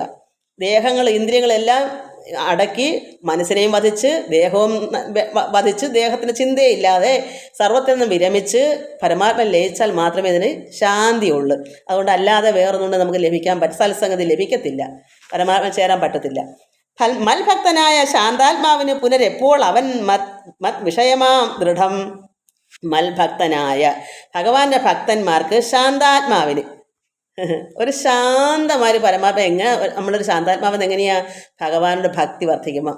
അതുകൊണ്ട് മൽഭക്തനായ ഭഗവാന്റെ ഭക്തനായ ഒരു ശാന്താത്മാവിന് പുനരെപ്പോൾ അവൻ മത് വിഷയമാം ദൃഢം. മനസ്സ് ആ വിഷയത്തിൽ നിന്നെല്ലാം എപ്പോൾ വിടുന്നു? ഈ ലോക വിഷയത്തിൽ നിന്ന് വിടുന്ന ദൃഢം. അപ്പോൾ ഒരു ശാന്താത്മാവായിട്ട് ഭഗവാന്റെ ഭക്തനായിട്ട് ഇതെല്ലാം ഭക്തി കൊണ്ട് പരമാത്മ ലയിക്കാൻ പറ്റും. ശ്രദ്ധയും ഉണ്ടാകും. കഥാശ്രവണേന മമ ശുദ്ധ സ്വരൂപ വിജ്ഞാനവും ജായതേ. അപ്പം അങ്ങനെയുള്ളവർക്ക് എന്തൊക്കെ ശ്രദ്ധയുണ്ടാകും? നമുക്ക് ഭഗവാനിൽ വളരെ വളരെ ശ്രദ്ധയുണ്ടാകും. കഥാശ്രവണേന ഭഗവാന്റെ കഥകൾ കേട്ട് കേട്ട് കേട്ട് കേട്ട് കേട്ട് ഇതാ പറയുന്നത്. എപ്പോഴും നമുക്ക് ഭക്തി ഉണ്ടാകാൻ എന്ത് വേണം? അതിന് വളമാണ് ഇത് കേൾക്കുക. നമുക്ക് ഭക്തി വെറുതെ കിട്ടത്തില്ല. ഒന്നീ കഴിഞ്ഞ ജന്മം ഇതൊക്കെ കേട്ടിട്ട് ഭക്തി ഉണ്ടാവുക ജന്മനാ കിട്ടും. അല്ലാത്തവർക്ക് ഇതിങ്ങനെ കേട്ട് കേട്ട് വരുമ്പോൾ കുറേശ്ശെ പല ജന്മങ്ങളിൽ കൂടിയും ചിലപ്പോൾ ഒരു ജന്മങ്ങളിൽ കൂടിയും ഭഗവാന്റെ കഥകൾ ശ്രവിച്ച് ഭഗവാൻ ശുദ്ധ സ്വരൂപ വിജ്ഞാനവും ജായതേ. ഭഗവാനിൽ അപ്പോൾ ശുദ്ധ ഒരു സ്വരൂപ വിജ്ഞാനം ഭഗവാൻ ചേരുക ജായതേ. സൽഗുരുനാഥ പ്രസാദേന മാനസേ മുഖ്യ വാക്യാർത്ഥ വിജ്ഞാനം ഉണ്ടായി വരും. അപ്പോൾ ഒരു സൽഗുരുനാഥ പ്രസാദം, അപ്പോൾ നമുക്കൊരു ഗുരുവിൻ്റെ പ്രസാദം ഉണ്ടാകും. ദൈവം തരും. ഒന്നീ ഭഗവാൻ തന്നെ പരമാത്മാവ് നമ്മുടെ ദർശനത്തിൽ കൂടി എനിക്ക് കിട്ടിയതുപോലെ, എനിക്ക് അച്ഛൻ തന്നത് കൂടാതെ അന്നത്തെ എനിക്കൊന്നും അറിഞ്ഞുകൂടല്ല. അച്ഛനൊരു ലാഞ്ചനം തന്നതേ ഉള്ളൂ. വെറും 5, 8, 10 വയസ്സുള്ള സമയത്ത് ഇതൊക്കെ 5 മണിക്ക് മുമ്പ് എഴുതി കുളിച്ചോണം, ധ്യാനിച്ചോണം. എന്തോ ഒരു എന്താ പറയുക, ഒരു വൃക്ഷത്തെ പിടിച്ചോണ്ടിരുത്തി മനസ്സിൽ നിന്ന് യാതൊന്നും അറിഞ്ഞുകൂടാ. അച്ഛൻ പറഞ്ഞത് കേട്ടു, അച്ഛനെന്തോ തന്നു, അത് എൻ്റെ അത് ഉള്ളതുകൊണ്ട് ഇന്ന് ഇങ്ങനെ കിട്ടി. അത് വെച്ച് പുലർത്തി. അപ്പോൾ എൻ്റെ ഉള്ളിൽ പിന്നും ഭയങ്കര വേദനയും എപ്പോഴാണ് വന്നപ്പോൾ എനിക്ക് ഭഗവാൻ തന്നെ പ്രത്യക്ഷമായ ദർശനത്തിൽ കൂടി വന്നെനിക്ക് ഉറക്കത്തി തലയെ കൈവച്ച് അനുഗ്രഹിച്ച്. അതൊക്കെ ഇതിൻ്റെ കാരണങ്ങളാണ്. അങ്ങനെ ഒരു ഗുരു വരും. സൽഗുരുനാഥ പ്രസാദന മാനസേ മുഖ്യ വാക്യാർത്ഥ വിജ്ഞാനം ഉണ്ടായി വരും. അതാണ്ട് യഥാർത്ഥ മുഖ്യമായിരിക്കുന്ന വാക്യങ്ങളുടെ അർത്ഥവിജ്ഞാനം നമുക്ക് അതിപ്പോൾ അനുഭവം. ഇത് ഇപ്പോഴാണ് ഇതിൻ്റെ അർത്ഥം മനസ്സിലാക്കുന്നത്. അല്ലാതെ എനിക്ക് വായിച്ചാൽ മനസ്സിലാവത്തില്ല. ഇങ്ങനെ പറയുമ്പോഴാണ് എനിക്ക് ഇച്ചിരിയെങ്കിലും മനസ്സിൽ കയറുന്നത്. അപ്പോൾ ഇതാ സംഭവം. അപ്പോൾ യഥാർത്ഥ ഒരു ഗുരുവിനെയും കിട്ടും. എങ്ങനെയാ നമ്മുടെ ഉള്ളത്തിൽ ഒരു ജീവനുള്ള ഇവിടെങ്ങുള്ള ഒരു ഗുരു നമുക്കില്ലല്ലോ, കിട്ടത്തില്ലല്ലോ. അതുകൊണ്ട് ഭഗവാൻ തന്നെ ഒരു ഗുരുവായിട്ട് കണ്ട് ഭഗവാന്റെ പ്രസാദം കൊണ്ട് നമ്മുടെ മനസ്സിൽ മുഖ്യമായിരിക്കുന്ന വാക്യാർത്ഥ വിജ്ഞാനം ഉണ്ടായിരുന്നു. നമ്മുടെ ഉള്ളത്തിൽ ഇതൊക്കെ പറഞ്ഞുള്ള ഇപ്പം തന്നെ ഇത് മനസ്സിലാക്കി തന്നെ ആരാ? മുഖ്യ വാക്യാർത്ഥ വിജ്ഞാനം ഉണ്ടായിരുന്നെന്നും പറയും സൽഗുരുനാഥ പ്രസാദം കൊണ്ടെന്ന് പറയാം. എനിക്കത് സംഭവം കിട്ടി. അത് കിട്ടിയോണ്ട് എനിക്കത് അറിഞ്ഞാലേ ഞാൻ അറിയത്തുമില്ല, വായിച്ചൊക്കെ പോകത്തുള്ളൂ, എനിക്ക് അറിയത്തില്ലല്ലോ. ദേഹേന്ദ്രിയ മനപ്രാണാദികളിൽ നിന്ന് ആഹന്ത തീർന്നില്ല, വേറൊന്നും നൂനം ആത്മാവത് സത്യം ആനന്ദവേഗം പരമദ്വയം. അപ്പോഴെന്തൊരു ദേഹേ ഇന്ദ്രിയം മനസ്സ് പ്രാണാദികളിൽ നിന്ന് ആഹന്ത വേറൊന്നും നൂനം ആത്മാവത്. അപ്പം ഈ ദേഹത്തിൽ നിന്നും പ്രാണാദികൾ, അതായത് എന്തൊക്കെ ഉണ്ട് നമ്മുടെ ഇന്ദ്രിയങ്ങളോ മനസ്സോ ശരീരത്തിൻ്റെ എന്തൊക്കെ ഉണ്ടോ അതിൽ നിന്ന് ആഹന്ത വേറിട്ട് നൂന ആത്മാവ് അത് സത്യം ആനന്ദമേകം പരമദ്വയം. അപ്പം അതിൽ നിന്നെല്ലാം ഈ നമുക്ക് ഭഗവാൻ ഒരു ഗുരുവായിട്ട് നമുക്ക് പ്രസാദം തരുമ്പോൾ നമ്മളും ഇതിൽ നിന്നെല്ലാം വേർപെടും. താരടുത്ത് പറഞ്ഞു കൊടുക്കുക, താരയ്ക്ക് കൊടുക്കുന്ന ഉപദേശമാണ്. അപ്പം നമുക്കുള്ള മനസ്സിൽ അപ്പോഴും ആ ഗുരുവിൽ കൂടി നമുക്ക് എന്ത് കിട്ടും? നമ്മുടെ ദേഹവും ഇന്ദ്രിയങ്ങളെല്ലാത്തിനും നമ്മൾ വേറിടും. ഇതൊക്കെ വേറെയാണ് നമ്മുടെ ആത്മാവാണെന്ന് നമ്മൾ മനസ്സിലാക്കും. അപ്പോൾ എന്തുവരും? സത്യം ആനന്ദമേകം. അപ്പോഴാണ് നമുക്ക് ആനന്ദം ആണെന്ന് മനസ്സിലാക്കും. ഈ ശരീരം ഒന്നും അല്ല, ഇതിനകത്തിരിക്കുന്നൊരു ആനന്ദമുണ്ട്. ആ പരബ്രഹ്മവസ്തു ആനന്ദമാണ്, സത്യമാണ്, അത് ആനന്ദ ഏകനാണ്, അത് പരം അദ്വയമാണ്, നിത്യം നിരുപമം നിഷ്കളം നിർഗുണമാണ്. നമ്മൾ അങ്ങനെ മനസ്സിലാക്കുമ്പോൾ നമുക്ക് ആനന്ദം ഉണ്ടാകുന്നത്. ആ അറിവ് നമുക്ക് ഉണ്ടാവണം. അതുവരെ നമ്മളിങ്ങനെ സംസാരത്തിൽ കിടന്ന് തന്നെ ഉഴലും. യുദ്ധം അറിയുമ്പോൾ മുക്തനാം അപ്പോഴേ സത്യം അയോധിതം, സത്യം അയോധിതം. ഇങ്ങനെ ആരാണ് അറിയുന്നത്? നമ്മുടെ ഉള്ളത്തിൽ ഈ ദേഹവും കുന്തവും എന്താ പറയുക ഇന്ദ്രിയങ്ങളൊക്കെ അല്ല, ഇതിനെല്ലാം വേറിട്ട് വേറൊന്നുണ്ട്. അത് ആനന്ദമാണ്, അത് അദ്വൈനാണ്, അത് നിർഗുണനാണ്, നിരാമയനാണ്, ആ ആനന്ദ സ്വരൂപനാണെന്ന്, അത് സത്യമാണെന്ന്, അത് അയോധിതം യാതൊരുത്തൻ വിചാരിക്കുന്നത് ഇങ്ങനെ ചേതസ് ഈ സംസാര ദുഃഖം അവനില്ല. ഇങ്ങനെ ആരാണ് അറിഞ്ഞ് ഉൾക്കൊണ്ട് മനസ്സിലാക്കുന്നത് അവർ പിന്നെ സംസാര ദുഃഖമില്ല. അതുവരെ താരേ ഇതൊക്കെയാണ് സംഭവം. ഇത് നീ മനസ്സിലാക്കൂ. ഇത് അല്ലാതെ നമുക്ക് ആത്മാവിന് തിരിച്ചറിയൂ, ആനന്ദം സംഭവിക്കും. അല്ലാതെ ഇതൊന്നും തന്നെ ഇത് സംസാര ദുഃഖമാണ്. ഇതിനെല്ലാം വേറിട്ട് നിൽക്കണം നമ്മൾ. ഈ ശരീരത്തിനെയൊക്കെ നീ ത്യജിച്ച് കളയൂ, ഇതിലെല്ലാം നിന്ന് മോഹം കളയൂ. ഇതെല്ലാം സംസാര ദുഃഖമാണ്. ഇതെല്ലാം നമ്മൾ വേറിട്ട് നിൽക്കണമെങ്കിൽ ഒരു യഥാർത്ഥ സൽഗുരുവിൻ്റെ സ്നേഹവും പ്രസാദവും നമുക്ക് കിട്ടും. ഇപ്പോൾ ഭഗവാൻ അവർക്ക് പ്രസാദമായി വന്ന് കഴിഞ്ഞ ജന്മത്തെ സുഹൃതം എന്തായാലും സമയം പോയാലും വായിച്ചു തീർക്കണം. അതുകൊണ്ട് ആരുടെ മനസ്സിലാണ് ഇത് ഇങ്ങനെ സംഭവിക്കുന്നത്?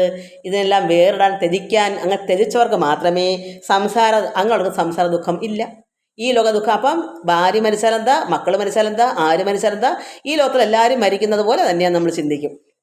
നീയും അയോപ്രോക്തമൂർത്ത് വിശുദ്ധയായി മായാ വിമോഹം കളക മനോഹരെ. അവിടെ നീയും അതുപോലെ ഈ മായാ പ്രോക്തമൂർത്ത് വിശുദ്ധയായിട്ട് മായാ വിമോഹം, ഈ മായിൽ നിന്നല്ല നീ മോഹം മാറ്റി കളക മനോഹരെ. നീ നിന്നിലേ ഇരിക്കുന്ന പരമാത്മനെ നീ അറിയൂ. നീ ആനന്ദമാണ് ഭഗവാൻ പരബ്രഹ്മം. അതാണ് നീയേ, നീ അതായി തീരുക. കർമ്മബന്ധത്തിങ്കിൽ നിന്നുടൻ വേർപെട്ട് നിർമ്മല ബ്രഹ്മണി തന്നെ ലയിക്ക. നീ ഈ കർമ്മബന്ധത്തിൽ നിന്നല്ല നീ വേർപെടൂ. എന്താ കർമ്മം? നിൻ്റേതെന്നുള്ള നീ മമത, എൻ്റെ ഭാര്യ പോയല്ലോ, അങ്ങനെയുള്ള എല്ലാ ഈ പ്രപഞ്ചത്തിൽ ഈ കർമ്മത്തിൽ നിന്ന് നീ ത്യജിച്ചു കളാ. എന്ത് ചെയ്താലും അതിൽ ഈശ്വരാർപ്പണം. അതാ ഭഗവാൻ കൃഷ്ണൻ പറയുന്നത്, എല്ലാം ഈശ്വരാർപ്പണമായി ചെയ്യൂ, ബന്ധമില്ലാതെ എല്ലാം നമ്മൾ ചെയ്യാം. ബന്ധപ്പെടാതെ സംഘം വേണ്ട, ഒന്നിലോട്ട് സംഘം വേണ്ട. അതുകൊണ്ട് കർമ്മബന്ധത്തിൽ നിന്ന് വേർപെടണം. അല്ലെങ്കിൽ ഞാൻ ചെയ്യുന്നുള്ള വരുമ്പോൾ നമുക്ക് ചെയ്തതിൻ്റെ ബാക്കിക്ക് വേണ്ടി പിന്നെ ചെയ്യാൻ വരണ്ടേ? അതുകൊണ്ട് ഒന്നും നമ്മൾ ചെയ്യുന്നില്ല, എല്ലാം ഈശ്വരൻ ചെയ്യുന്നു. അങ്ങനെ വരുമ്പോൾ നമുക്ക് ബന്ധമില്ല, കർമ്മം ചെയ്യാം. ഭഗവാൻ ശ്രീരാമൻ പറയുന്നു, കർമ്മബന്ധത്തിൽ നിന്ന് ഉടൻ വേർപെട്ട് നിർമ്മല ബ്രഹ്മണി തന്നെ ലയിക്കും. നിന്റെ നിർമ്മല ബ്രഹ്മണിയാകുന്ന പരബ്രഹ്മത്തിൽ ലയിക്കൂ. ചിത്തേ നിനക്ക് വായിച്ചങ്ങ് പോട്ടെ. ചിത്തേ നിനക്ക് അത് കൂടെ കേൾക്കാം. ചിത്തേ നിനക്ക് കഴിഞ്ഞ ജന്മത്തെങ്കിൽ എത്രയും ഭക്തി ഉണ്ടെങ്കിൽ അതുകൊണ്ട് രൂപവും ഏവം നിനക്ക് കാട്ടിത്തന്നു. പോരെ? ഇതുപോലെ ഇത്ര സമയം പോയാലും വേണ്ടിയല്ല. ചിത്തേ നിന്റെ മനസ്സ് നിനക്ക് കഴിഞ്ഞ ജന്മത്തെങ്കിൽ അത് ഇന്ന് ഇത് പറയുമ്പം ജനങ്ങൾ പറയാൻ അങ്ങനെ ജന്മം ഇല്ലായിരുന്നു, കഴിഞ്ഞ ജന്മമൊന്നും ഇല്ലെന്ന് ചിലർ തർക്കിക്കുന്നുണ്ട്. ഈ പുരാണങ്ങളെല്ലാം അങ്ങനെ പറയുന്നത്. ചിത്തേ നിനക്ക് നിന്റെ മനസ്സിൽ നിനക്ക് കഴിഞ്ഞ ജന്മത്തെങ്കിൽ എത്രയും ഭക്തി ഉണ്ടെങ്കിൽ അതുകൊണ്ട് രൂപവും ഏവം നിനക്ക് കാട്ടിത്തന്നു. ഭഗവാന്റെ രൂപം ഇപ്പോൾ നിനക്ക് കാണാൻ സാധിച്ചു. ശ്രീരാമൻ്റെ ഉപദേശം നിനക്ക് കിട്ടാനുള്ള സാധ്യത നിനക്കുള്ള കഴിഞ്ഞ ജന്മത്തെ ഭക്തി കൊണ്ടാണെന്ന് ഭഗവാൻ പറഞ്ഞു കൊടുക്കുന്നത്. അപ്പോൾ എന്താ നമ്മൾ മനസ്സിലാക്കേണ്ടേ? നമുക്കും ഭഗവാനെ പ്രസാദം കിട്ടാൻ നമുക്ക് വേറെ ഒരു ഗുരുവും വേണ്ട. നമുക്ക് ഒന്നും അറിവില്ല ഭഗവാനെ, എനിക്ക് ഒരുപാട് അറിയണം, എനിക്ക് അറിഞ്ഞേ പറ്റൂ, എനിക്ക് ഈ ലോകത്തു നിന്നെല്ലാം വിടുതൽ വിട്ട് പോകണം. അതിന് നമ്മളിങ്ങനെ പ്രാർത്ഥിച്ചിരിക്കുമ്പോൾ പരമാത്മാവ് തന്നെ പ്രത്യക്ഷത്തിൽ നമുക്ക് ഒന്നും പേടിക്കണ്ട, ഭഗവാൻ വന്നിരിക്കും ഉറപ്പാണ്. എനിക്ക് വിശ്വാസം, ഞാൻ ഉറച്ച് പറയുന്നു, ഞാൻ അനുഭവിച്ചവളാണ്. അതുകൊണ്ട് എനിക്ക് നന്നായി പറഞ്ഞുതരാൻ പറ്റും. നമ്മളെ മനസ്സിൽ ദുഃഖം വേണം, ഭഗവാൻ ചേരണം, ദുഃഖം വേണം. ഭഗവാനെ എനിക്ക് ഈ ലോകത്തിലെ ഒന്നും എനിക്ക് വേണ്ട, എനിക്ക് ഇതിലൊന്നും ആഗ്രഹമില്ല, അതെന്നെല്ലാം ത്യജിച്ചെനിക്ക് എൻ്റെ ശരീരത്തിലുള്ള ചിന്ത എനിക്കില്ല. നമ്മൾ നാലക്കൊപ്പം ജീവിക്കുന്നുള്ള ചിന്തയുള്ളൂ, അല്ലാതെ എൻ്റെ ശരീരം ഞാൻ നോക്കാറില്ല. വിശക്കുമ്പോൾ ആഹാരം കഴിക്കുന്നു, ശരീരത്തിന് വേണ്ടുന്ന ആഹാരം കഴിക്കും. കാരണം നമുക്ക് ഇതൊക്കെ പറയുകയും എടുക്കുകയും നടക്കുകയും ചെയ്യണമെങ്കിൽ നമുക്ക് വേണ്ടുന്ന ആഹാരം കഴിക്കണമല്ലോ, അത്രയേ ഉള്ളൂ. അല്ല എനിക്ക് ഇന്നത് കഴിക്കണമെന്ന ചിന്തയൊന്നുമില്ല. വിഭവസമൃദ്ധമായ കറിയൊക്കെ വെച്ച് കൂട്ടി കഴിക്കണമെന്നൊന്നുമില്ല. എൻ്റെ ശരീരത്തിന് എന്താ ആവശ്യം അത് കഴിക്കുന്നു. അപ്പം അതുകൊണ്ട് ചിത്തേ നിനക്ക് ഞാൻ സമയം എടുക്കും മക്കളെ, ഇത്ര തീരാനുണ്ട്, പറയാതെ എങ്ങനെ പോകും. ചിത്തേ നിനക്ക് കഴിഞ്ഞ ജന്മത്തെങ്കിൽ എത്രയും ഭക്തി ഉണ്ടെങ്കിൽ അതുകൊണ്ടാണ് രൂപവും. എന്ത് രൂപം? പരമാത്മാവ് രൂപമായി വന്ന്. ആരാ? ശ്രീരാമനായിട്ട് വന്നു. ഭഗവാൻ ആർക്ക് വേണ്ടി വരുന്നതൊക്കെ എത്രയും ഇപ്പം മക്കൾ പറയും എന്നെ അമ്മ ഇപ്പം കിട്ടിയെന്ന്. അതും ഒരു ശരിയാ, അല്പമേ ഉള്ളെങ്കിലും അത് കഴിഞ്ഞ ജന്മം ചെയ്ത സുഹൃതം കൊണ്ട് എനിക്ക് സുഹൃതം ഉണ്ടായിരുന്നു. എനിക്ക് ഭക്തമക്കൾ ഇങ്ങനെ 1-2 വേണമെന്ന്, 1-2 അല്ല, ഒത്തിരി മക്കൾ. ഞാനത് 1-2 എന്ന് പറയുന്നത് ഒന്നായാലും എനിക്ക് സന്തോഷം, ഒന്നെങ്കിലും വേണം ഇത് കൊടുക്കാൻ. ഞാൻ തനിയെന്ന് പറഞ്ഞാൽ ആര് കേൾക്കാനാ? അതുകൊണ്ട് ഇതൊന്നും എനിക്ക് ഈ രാമായണത്തിൻ്റെ അർത്ഥം എനിക്ക് അറിയില്ല. പിന്നെ എവിടെയൊക്കെ ഞാൻ പറഞ്ഞില്ല, ഇത് എനിക്ക് ചില കാര്യങ്ങളൊന്നും അറിയത്തില്ല, അർത്ഥം അറിയത്തില്ല. അതുകൊണ്ടാണ് കാര്യം എനിക്കറിയാം, പക്ഷേ ഇന്നതിൻ്റെ അർത്ഥം ഇന്നാന്ന് പറയാൻ എനിക്ക് ചില വാക്കുകൾ അങ്ങനെയാണ്. അതുകൊണ്ട് ചിത്തേ നിനക്ക് കഴിഞ്ഞ ജന്മത്തെങ്കിൽ എത്രയും ഭക്തി ഉണ്ടെങ്കിൽ അതുകൊണ്ട് രൂപവും ഏവം നിനക്ക് കാട്ടിത്തന്നു. ശ്രീരാമ ഭഗവാനെ ഇവർക്ക് കാണിച്ചു കൊടുത്തു. അതുകൊണ്ട് താപം ഇനി കളഞ്ഞാലും ശേഷം അതുകൊണ്ട് നിന്റെ ദുഃഖം കളയൂ താരെ. മദ്രൂപം ഈദൃശം ധ്യാനിച്ചു കൊള്ളുക. എൻ്റെ ഈ ഭഗവാന്റെ ശ്രീരാം പറയുന്നത് രൂപം, എൻ്റെ രൂപം, ഭഗവാന്റെ രൂപം, ശ്രീരാമ രൂപം ഈ ദൃശ്യം ഇതുപോലെ കണ്ടത് ധ്യാനിച്ചു കൊള്ളുക. ഭഗവാൻ പരമാത്മാവല്ലേ ശ്രീരാമൻ, അതുകൊണ്ട് നീ ഈ രൂപം ധ്യാനിച്ചു കൊള്ളുക. വചനത്തെ വിചാരിച്ചു കൊള്ളുക. എൻ്റെ വചനം, ഈ പറഞ്ഞ വചനം നമ്മളെല്ലാവർക്കും വേണ്ടിയുള്ളതാണ്. നമ്മളും ശ്രീരാമനെയോ ശ്രീകൃഷ്ണനോ ഇതെല്ലാം ഏകമാണല്ലോ. അപ്പം നമ്മൾ ഇപ്പം നമുക്ക് ശ്രീകൃഷ്ണ ഭാഗവതം വായിച്ചിരിക്കുന്നുണ്ട്, ഏതായാലും മതി. ശ്രീരാമനെ ആയാലും മതി, ശ്രീകൃഷ്ണനെ ആയാലും മതി, നമുക്ക് ഇഷ്ടമുള്ള ഏത് രൂപമായാലും മതി. ഈശ്വരൻ തന്നെയാണ് രൂപമായിട്ട് വന്നേക്കുന്നത്. അതുകൊണ്ട് രൂപം എടുത്തിട്ട് ഈ ഭഗവാനെ ധ്യാനിച്ച് വചനം, ഭഗവാന്റെ ഈ പറഞ്ഞ വചനത്തിനെയും കേട്ട് വിചാരിച്ചു കൊള്ളുകയും ചെയ്താൽ നിനക്ക് മോക്ഷം വരുന്നുണ്ട്. നമുക്ക് മോക്ഷം വേണമെങ്കിൽ ഇതേ ഉള്ളൂ കാരണം. കൈതവുമല്ല പറഞ്ഞ് ഞാനത് കള്ളമല്ല, സത്യമാണ് ഞാൻ പറഞ്ഞ് കേൾക്കൂ. ശ്രീരാമവാക്യം ആനന്ദേന കേട്ട് താരയും വിസ്മയം കൊണ്ട് വണങ്ങിനാൾ. ഇതെല്ലാം കേട്ടപ്പോൾ താരയ്ക്ക് എന്തു വന്നു? ഭഗവാന്റെ വചനങ്ങൾ കേട്ടപ്പം ശ്രീരാമവാക്യം ആനന്ദേന ഇതെല്ലാം കേട്ടൊരു താരയും വിസ്മയം കൊണ്ട് വണങ്ങി. എനിക്കിതൊക്കെ സന്തോഷത്തിൽ പറയാൻ പറ്റില്ല, കാരണം എനിക്ക് അതിൻ്റെ അർത്ഥം അറിയത്തില്ല. എനിക്ക് ശ്രദ്ധിക്കുന്നതുകൊണ്ടേ അങ്ങനെ വണങ്ങി. മോഹം അകന്ന്, എല്ലാ ആഗ്രഹവും പോയി, തെളിഞ്ഞത് ചിത്തം, മനസ്സങ്ങ് തെളിഞ്ഞു. ആനന്ദമായി. ഭഗവാന്റെ വചനം നല്ല പ്രസാദത്തോടെ അല്ലേ ഭഗവാൻ കൊടുക്കുക. അപ്പോൾ പ്രത്യേകിച്ച് ബാലി മരിച്ച ദുഃഖം കിടക്കൊണ്ട് ഭഗവാൻ അത്രത്തോളം താരയുടെ സ്നേഹത്തിൽ കൊടുക്കും. കാരണം ഇഴിഞ്ഞിറങ്ങട്ടെ എന്ന് കരുതിയിട്ട് ദുഃഖമെല്ലാം പോക്കാൻ വേണ്ടി ഭഗവാൻ നന്നായി കൊടുത്തു. അപ്പോൾ താരയുടെ എന്താ പറയുക, വിസ്മയം പൂണ്ടിട്ട് വണങ്ങി, മോഹമെല്ലാം പോയി, ആഗ്രഹങ്ങളെല്ലാം പോയി. ഭാര്യയും കാണണ്ട, ആരെയും കാണണ്ട, ലോകവും വേണ്ട, രാജ്യവും വേണ്ട, രാജകൊട്ടാരവും വേണ്ട, ഒന്നും വേണ്ട. തെളിഞ്ഞു ചിത്തം പ്രകാശിച്ചു. എന്താ കാരണം? അറിവ് അങ്ങോട്ട് കിട്ടി. ഈ അറിവ് അങ്ങോട്ട് കിട്ടുമ്പോൾ നമുക്കൊക്കെ എന്താ പറയുക, അപ്പോഴാണ് നമ്മുടെ ഉള്ളം തെളിഞ്ഞ് പ്രകാശിക്കുന്നത്. അത് ദേഹാഭിമാനത്തെ ദുഃഖവും പോക്കിനാൾ. അതാണ് ദേഹാഭിമാനം പോകണം നമ്മൾ. അതുകൊണ്ടാണ് നമുക്ക് ഇന്ന് ആർക്കും അങ്ങനെയല്ല. അതായത് ഇന്ന് ഞാൻ ചുരുക്കി പറഞ്ഞാൽ ആർക്കും ചിലർക്ക് ദേഷ്യമുണ്ട്. ദേഹാഭിമാനം ഭക്തന്മാർക്ക് പാടില്ല പ്രത്യേകിച്ച്. അതെന്താ? ഇപ്പം എൻ്റെ മുടിയൊക്കെ കറുത്തല്ലേ, പല്ലൊക്കെ ഇപ്പം ഒരു വയസ്സ് ചെല്ലുമ്പോൾ നമ്മൾ ജരാനരയൊക്കെ ആകും. മുടിയൊക്കെ കൊണ്ട് കറുപ്പിച്ച് അതെന്താ ദേഹാഭിമാനം കൊണ്ടല്ലേ. അപ്പോൾ ദേഹാഭിമാനം നോക്കിയാൽ ഞാനിപ്പോൾ മുടിയെല്ലാം കറുപ്പിച്ച് ഒരു 16 കാര്യങ്ങൾക്ക് നടക്കണമെന്ന് എല്ലാവരും അങ്ങനെയല്ലേ ആഗ്രഹിക്കുന്നത്, ലോക ജീവിതത്തിലുള്ളവർ. പക്ഷേ ഒരു ഭക്തൻ എന്ത് ചിന്തിക്കും? ദേഹത്തെ നോക്കത്തേ ഇല്ല. കൈയൊടിഞ്ഞാലെന്താ, കാലൊടിഞ്ഞാലെന്താ, എന്താ, അവർക്ക് അതൊന്നും ചിന്തയില്ല. മുടി കറുത്താലെന്താ, കണ്ണ് കാണാൻ കണ്ണ് കാണാൻ വായിക്കാൻ പറ്റത്തില്ല, ആർക്ക് കൊടുക്കാൻ. പക്ഷെ ദേഹം ക്ഷീണിച്ചാൽ നമുക്ക് അയ്യേന്ന് പറഞ്ഞിരിക്കുക. അതുകൊണ്ട് നമ്മൾ ആഹാരം കഴിച്ചല്ലേ പറ്റൂ.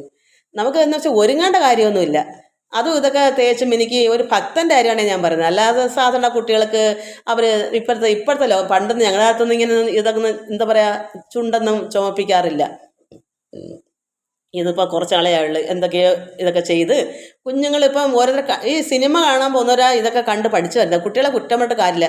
ലോകത്തുള്ളവരെല്ലാം കാണിച്ചു കൊടുത്താൽ പിന്നെ എങ്ങനെയാണ് കുഞ്ഞുങ്ങളത് കണ്ട് അവരും വിചാരിക്കും എത്രയും ഒരുങ്ങി പോകാമെന്ന്. പക്ഷേ ബോറാണെന്ന് ചിലർ അറിയുന്നില്ല. ചിലർക്കത് ബോറാണ്. ചിലർക്ക് അവരുടെ സൗന്ദര്യമാണ് ഏറ്റവും വലുത്. പക്ഷേ അതിനകത്ത് എന്തെങ്കിലും വെച്ച് മാറ്റി വെക്കുമ്പോൾ ഇല്ലാതെ പോകുന്നത് അത് അറിയുന്നില്ല അവർ കേൾക്കുന്ന എല്ലാവർക്കും ഒപ്പം ഞാനും അങ്ങനെ ചെയ്തില്ലെങ്കിൽ മോശമാണ്. പക്ഷേ അതിൽ സൗന്ദര്യം ചിലർക്ക് പോകുന്നുണ്ട്, അത് ചിലർ അറിയുന്നില്ല. അവർക്ക് പൊതുവേ ഒരു സൗന്ദര്യം ഉള്ളവർക്ക് ഒന്നും ചെയ്യേണ്ട കാര്യമില്ല. ഞാൻ പലരെയും ഞാൻ കണ്ടിട്ടുണ്ട്. നല്ല കൊച്ചുങ്ങൾ ചിലത് പന്നലായിട്ട് പോകണം. എന്താ എല്ലാവർക്കും ഒപ്പം ഞാൻ നടന്നില്ലെങ്കിൽ എനിക്ക് എന്തോ കുറവ് പോലെ. അതുകൊണ്ട് എല്ലാവരും എന്ത് ചെയ്യും, ഇങ്ങനെ ചെയ്യും. ഒരാൾ ചെയ്യുന്ന കണ്ട് ഒരാൾ ചെയ്യും. മുടി കറുപ്പിക്കുന്ന കണ്ടാൽ ഇനി ഞാൻ മാത്രം എന്തിനാ മുടി കറുപ്പിക്കാതെ ഇങ്ങനെ കളവീരണൊക്കെ നടക്കുന്നുണ്ട്. അപ്പുറത്തൊരാൾ ചെയ്തു കഴിഞ്ഞാൽ ഇപ്പുറം ചെയ്തിരിക്കും. അതാണ് അത് ലോക സ്വഭാവമാണ്. അതുകൊണ്ട് കുറ്റം പറയുമല്ല, ലോകത്ത് എല്ലാവരും അങ്ങനെയാണല്ലോ. പക്ഷെ ഒരു ഭക്തൻ എന്താ വേണ്ടേ, ശരീരത്തിൻ്റെ ഇങ്ങനെയുള്ള മോഹങ്ങൾ കളയണം, ദേഹാഭിമാനം കളയണം. ഇതൊന്നല്ല, എന്തുകൊണ്ടും ഒരാളെ ഇപ്പം വേണ്ടാത്ത ആശയം നമ്മളെ പറഞ്ഞിരിക്കട്ടെ. ഇപ്പം ഇതിൽ തന്നെ പലർക്കെന്നെ നിന്ദിക്കാം. ഇന്നാൾ എന്നെ പറഞ്ഞില്ലയോ, ഏതോ ഒരു മത്തായി എന്ന് പറയുന്ന എന്തോ ഒരാൾ പറഞ്ഞില്ലയോ, ഇതൊക്കെ പോയി, ഇതൊക്കെ എന്തെന്ന് എന്നെ മറന്നുപോയി വാക്ക്, ഞാൻ അത് മറന്നുപോയി. ഇപ്പം ഇതൊക്കെ പോയിട്ട് ഇപ്പം സത്യത്തെ മനസ്സിലാക്കി കഴിഞ്ഞു, എന്തോ എന്ന് പറഞ്ഞു മറന്നുപോയി. അതുകൊണ്ട് അങ്ങനെ പറഞ്ഞാലും അല്ലാത്ത അതിൽ കൂടുതൽ പറയാൻ നമുക്ക് ദേഹാഭിമാനം ഉണ്ടെങ്കിലല്ലേ. നമുക്ക് എന്താ ദേഹാഭിമാനം, നമ്മുടെ ഉള്ളത്തിലിരിക്കുന്ന പരമാത്മാവാണ്. ആ പരമാത്മാൻ എന്ത് ചെയ്താൽ എന്താ, ഞാനായവൻ ഞാനാണല്ലോ, ആര് തെറ്റു എന്തു പറഞ്ഞാലും നമുക്ക് എറിക്കുന്നില്ലല്ലോ. അങ്ങനെ ദേഹാഭിമാനം പോയവർക്ക് മാത്രമേ തിരിച്ച് പറയാം. അല്ലെങ്കിൽ പക്ഷെ ഞാൻ നന്നായി അവർക്ക് നല്ല ഗുണദോഷം കൊടുത്ത് പിറ്റേന്ന് നല്ലൊരു അദ്ദേഹത്തിന് കേൾക്കുമ്പോൾ നന്നായി അയാൾക്ക് മനസ്സിലാകണം. ഇന്ന് ഈശ്വരൻ ഏകനാണെന്നൊക്കെ അദ്ദേഹത്തിന് അറിയില്ല. അദ്ദേഹം വിചാരിക്കുന്നത് എന്താ പറയുമ്പോൾ, ക്രിസ്ത്യൻസ് എല്ലാം ആരാധിക്കുന്ന ക്രിസ്തുദേവനെയല്ലേ, ആ ക്രിസ്തുദേവൻ ആരാ, പരബ്രഹ്മമൂർത്തിയുടെ മകനാണെന്നുള്ള കാര്യം അയാൾ അറിയുന്നില്ല. നമ്മൾ കാണുന്ന പരബ്രഹ്മമൂർത്തിയായ പരമാത്മാവിന്റെ സന്തതിയാണ്. അപ്പോൾ നമ്മൾ തള്ളി പറയൂ. അയാൾ ശരിക്കും എന്താ, നമ്മൾ അതിനൊക്കെ കളയുകയാണ്. ഒരിക്കലും അവരുടെയൊക്കെ മനസ്സിൻ്റെ അഹങ്കാരത്തെ നമ്മൾ കളയുന്നത്. അവർ നന്നാവുന്നില്ല, അവർ അവരുടേതെന്ന് ചിന്തിക്കുന്നത്. ഈശ്വരൻ ഏകനാണ്, അദ്ദേഹത്തിൻ്റെ സന്തതികളെല്ലാം നമ്മളെല്ലാവരും ഒന്ന് തന്നെയാണ്. അവിടെ യേശു ആയിരുന്ന, കൃഷ്ണനായിരുന്ന, മുരുകനായിരുന്ന എല്ലാം എനിക്ക് തുല്യമാണ്. അപ്പോൾ അയാൾ അങ്ങനെ പറഞ്ഞാൽ അയാൾ വിചാരിക്കുന്നത് നാല് പേരും 4 പേർക്കുള്ള 4 മതക്കാരുടെ ആണെന്നാ, 4 ദൈവം ഉണ്ടെന്നാണ് ചിന്തിക്കുന്നത്. എനിക്ക് ഏക ദൈവമേ ഉള്ളൂ, പിന്നെ നമ്മൾ ആരെ തള്ളി പറയാനാ? അത് അങ്ങാർക്ക് അറിവില്ലായ്മ ഉണ്ടെന്ന് എനിക്ക് ചിന്തിക്കാൻ അറിയാം. അപ്പോൾ പിന്നെ നമ്മൾ അവരെ കുറ്റം പറഞ്ഞിട്ട് കാര്യമുണ്ട്? അറിഞ്ഞെങ്കിൽ അറിവുള്ള ഒരിക്കലും ആരും ദുഷിക്കത്തില്ലല്ലോ. നമ്മൾ അങ്ങനെ ചിന്തിച്ചാൽ നമുക്ക് എന്ത് ദണ്ണമുള്ളത്? അപ്പോൾ ദേഹാഭിമാനം പോയാൽ എന്ത് വരും? ആരും എന്ത് പറഞ്ഞാലും നമ്മൾ അതിനെ പ്രതികരിക്കാൻ പോകത്തില്ല. പക്ഷെ അതിനെ മനസ്സിലാക്കി കൊടുക്കണം. അത് പിറ്റേന്ന് അദ്ദേഹം നോക്കും, ഞാനിങ്ങനെ എന്ത് അഭിപ്രായം പറഞ്ഞു. അപ്പോൾ അദ്ദേഹത്തിന് മനസ്സിലാക്കാൻ വേണ്ടി ഞാനത് ബൈബിളിലെ കുറേ കാര്യങ്ങൾ പറഞ്ഞു എന്നുള്ളതേ ഉള്ളൂ. പറഞ്ഞാൽ ഒരു കൊണ്ട് തീരത്തില്ല. അതുകൊണ്ട് ദൈവമേ ഞാൻ എന്തെടുക്കുക, ഇതാ എൻ്റെ സ്വഭാവം. അപ്പോൾ ദേഹാഭിമാന ദുഃഖമൊക്കെ പോക്കി താരയുടെ. എന്ത് കഷ്ടമാണ്, ഞാൻ ഇങ്ങനെ ലക്കില്ലാതെ ഇരിക്കും. ആത്മാനുഭൂതി കൊണ്ടാശ സന്തുഷ്ടയാം ആത്മബോധേന ജീവൻ മുക്തയായിന. അപ്പോൾ അവർ ജീവൻ മുക്തയായി. ഇതാണ് നമ്മൾ പഠിക്കേണ്ടത്. അപ്പോൾ ആത്മാനുഭൂതി കൊണ്ട് ആനന്ദം അനുഭൂതി വന്ന് അവർ തോനയാളങ്ങളിരുന്നു. അവർ കഴിഞ്ഞ ജന്മ സുഹൃതം കൊണ്ടാണ് ഭഗവാനെ കിട്ടിയത്. ഞാൻ കഴിഞ്ഞ ജന്മം ചെയ്ത സുഹൃതം കൊണ്ട് എനിക്കും കിട്ടി. അന്ന് ദേഹം ഉണ്ടായിരുന്നു ഭഗവാന്, ഇന്ന് ദേഹം ഇല്ലാത്ത പരമാത്മ എനിക്ക് പ്രത്യക്ഷമായി. അത് മനസ്സിലാക്കണം. അപ്പോൾ നമുക്ക് ആത്മാനുഭൂതി ഉണ്ടാവും. ഇവർക്കും ആത്മാനുഭൂതി കൊണ്ട് സന്തുഷ്ടയായി ആത്മബോധേന ജീവൻ മുക്തയായ ഒരാൾ. അവർ എല്ലാം കൊണ്ട് അവർ ജീവൻ മുക്തയായി. നമ്മൾ ഇപ്പോൾ തന്നെ ജീവിച്ചിരിക്കുമ്പോൾ തന്നെ ജീവൻ മുക്തൻ എന്ന് പറഞ്ഞാൽ അതുകൊണ്ടാണ്. സർവ്വതും ഉപേക്ഷിച്ച് സർവ്വത്തെ ത്യജിച്ച് ദേഹാഭിമാനവും ഇന്ദ്രിയങ്ങളെല്ലാം വധിച്ച് മനസ്സിനെയും വധിച്ച് ഇടത്തിൽ നിന്നും മുക്തനായി വരുമ്പോൾ അവരാണ് ജീവൻ മുക്തൻ. എനിക്ക് ജീവൻ മുക്തൻ എന്ന് പറയാം. ഇനിയൊരു ആഗ്രഹം വന്നാലാണ് ഞാനിത് ചിലപ്പോൾ ചിന്തിക്കും, ഇത് നാളെയും കൊടുക്കാമെന്ന് വരുന്നൊരു ആഗ്രഹമായി കിടക്കൂ. മോക്ഷപ്രദനായ രാഘവൻ തന്നോട് കാൽക്ഷണം സംഗമം മാത്രം താരയും ഭക്തി മുഴുത്തിട്ട് അനാദിബന്ധം തീർന്നു മുക്തയായ ഒരു നാരി എന്നാകിലും വ്യഗ്രമെല്ലാം അകലെ പോയി തെളിഞ്ഞതു. എല്ലാ സങ്കടവും പോയി. സുഗ്രീവനും ഇവ കേട്ടോരനന്തരം സുഗ്രീവൻ ഇതെല്ലാം ഈ ഭഗവാന്റെ ഉപദേശങ്ങളെല്ലാം സുഗ്രീവനും കേട്ടു. താര മുക്തയായി, പിന്നെ എല്ലാ വിഷമങ്ങളും പോയി. അങ്ങനെ മുക്തയായ ഒരു നാരി എന്നാകിലും വ്യഗ്രമെല്ലാം എല്ലാ വിഷമവും അകലേ പോയി തെളിഞ്ഞ്. എന്താ തെളിഞ്ഞെന്ന് പറഞ്ഞാൽ എന്താ? പ്രകാശിച്ചു. അവരുടെ ഉള്ളത്തിൽ നിന്ന് അവർ നന്നായി അങ്ങ് ശോഭിച്ച് ഈശ്വരൻ അങ്ങ് ഉള്ളത്തിലായി. മറ്റെല്ലാം ഒഴിച്ചു കളഞ്ഞെങ്കിലേ പരമാത്മ ഉള്ളിലാവും. അങ്ങനെ അവർ പ്രകാശിച്ച് തെളിഞ്ഞ് സുഗ്രീവൻ ഇവയെല്ലാം കേട്ടൊരനന്തരം അജ്ഞാനമെല്ലാം അകന്ന്, എല്ലാ അറിവില്ലായ്മ എല്ലാം പോയി. അവർക്കെല്ലാം നല്ല സുജ്ഞാനമായി, സൗഖ്യവും പൂണ്ട്. വിജ്ഞാനമോട് അതിസ്വസ്ഥനായാൻ തുലവും. അങ്ങനെ അവർ വിജ്ഞാനമോട് എല്ലാ അറിവും നേടി പ്രകാശിച്ച് സുന്ദരനും സുന്ദരിയായി. സുഗ്രീവനും അത് മനസ്സിലാക്കി. താരയാണെങ്കിലോ അതിസുന്ദരിയായി. എങ്ങനെയാ? പ്രകാശിച്ച് ആനന്ദാനുഭൂതി അനുഭവിക്കുന്നത്. എവിടെ നിന്ന് കിട്ടി? ഭഗവാൻ പരമേശ്വരനായ ശ്രീരാമൻ എല്ലാ ഉപദേശം കൊടുത്തപ്പോൾ അവരതനുസരിച്ച് അത് മനസ്സിലാക്കി. ആ മനസ്സിലാക്കിയ ഉള്ളിലോട്ട് ഇഴിഞ്ഞിറങ്ങി. അങ്ങനെ ഇഴിഞ്ഞിറങ്ങിയ ഒരു അല്പസമയം മതി നമുക്ക് നേടേണ്ടതിനെ നമ്മൾ സർവ്വതും മാറ്റിവെക്കണം. ഈ ലോക ചിന്തയിലെല്ലാം മാറ്റിവെച്ചെങ്കിൽ മാത്രമേ അത് കിട്ടൂ. എല്ലാവർക്കും നമസ്കാരം. ഹരി ഓം, ഹരി ഓം, ഹരി ഓം.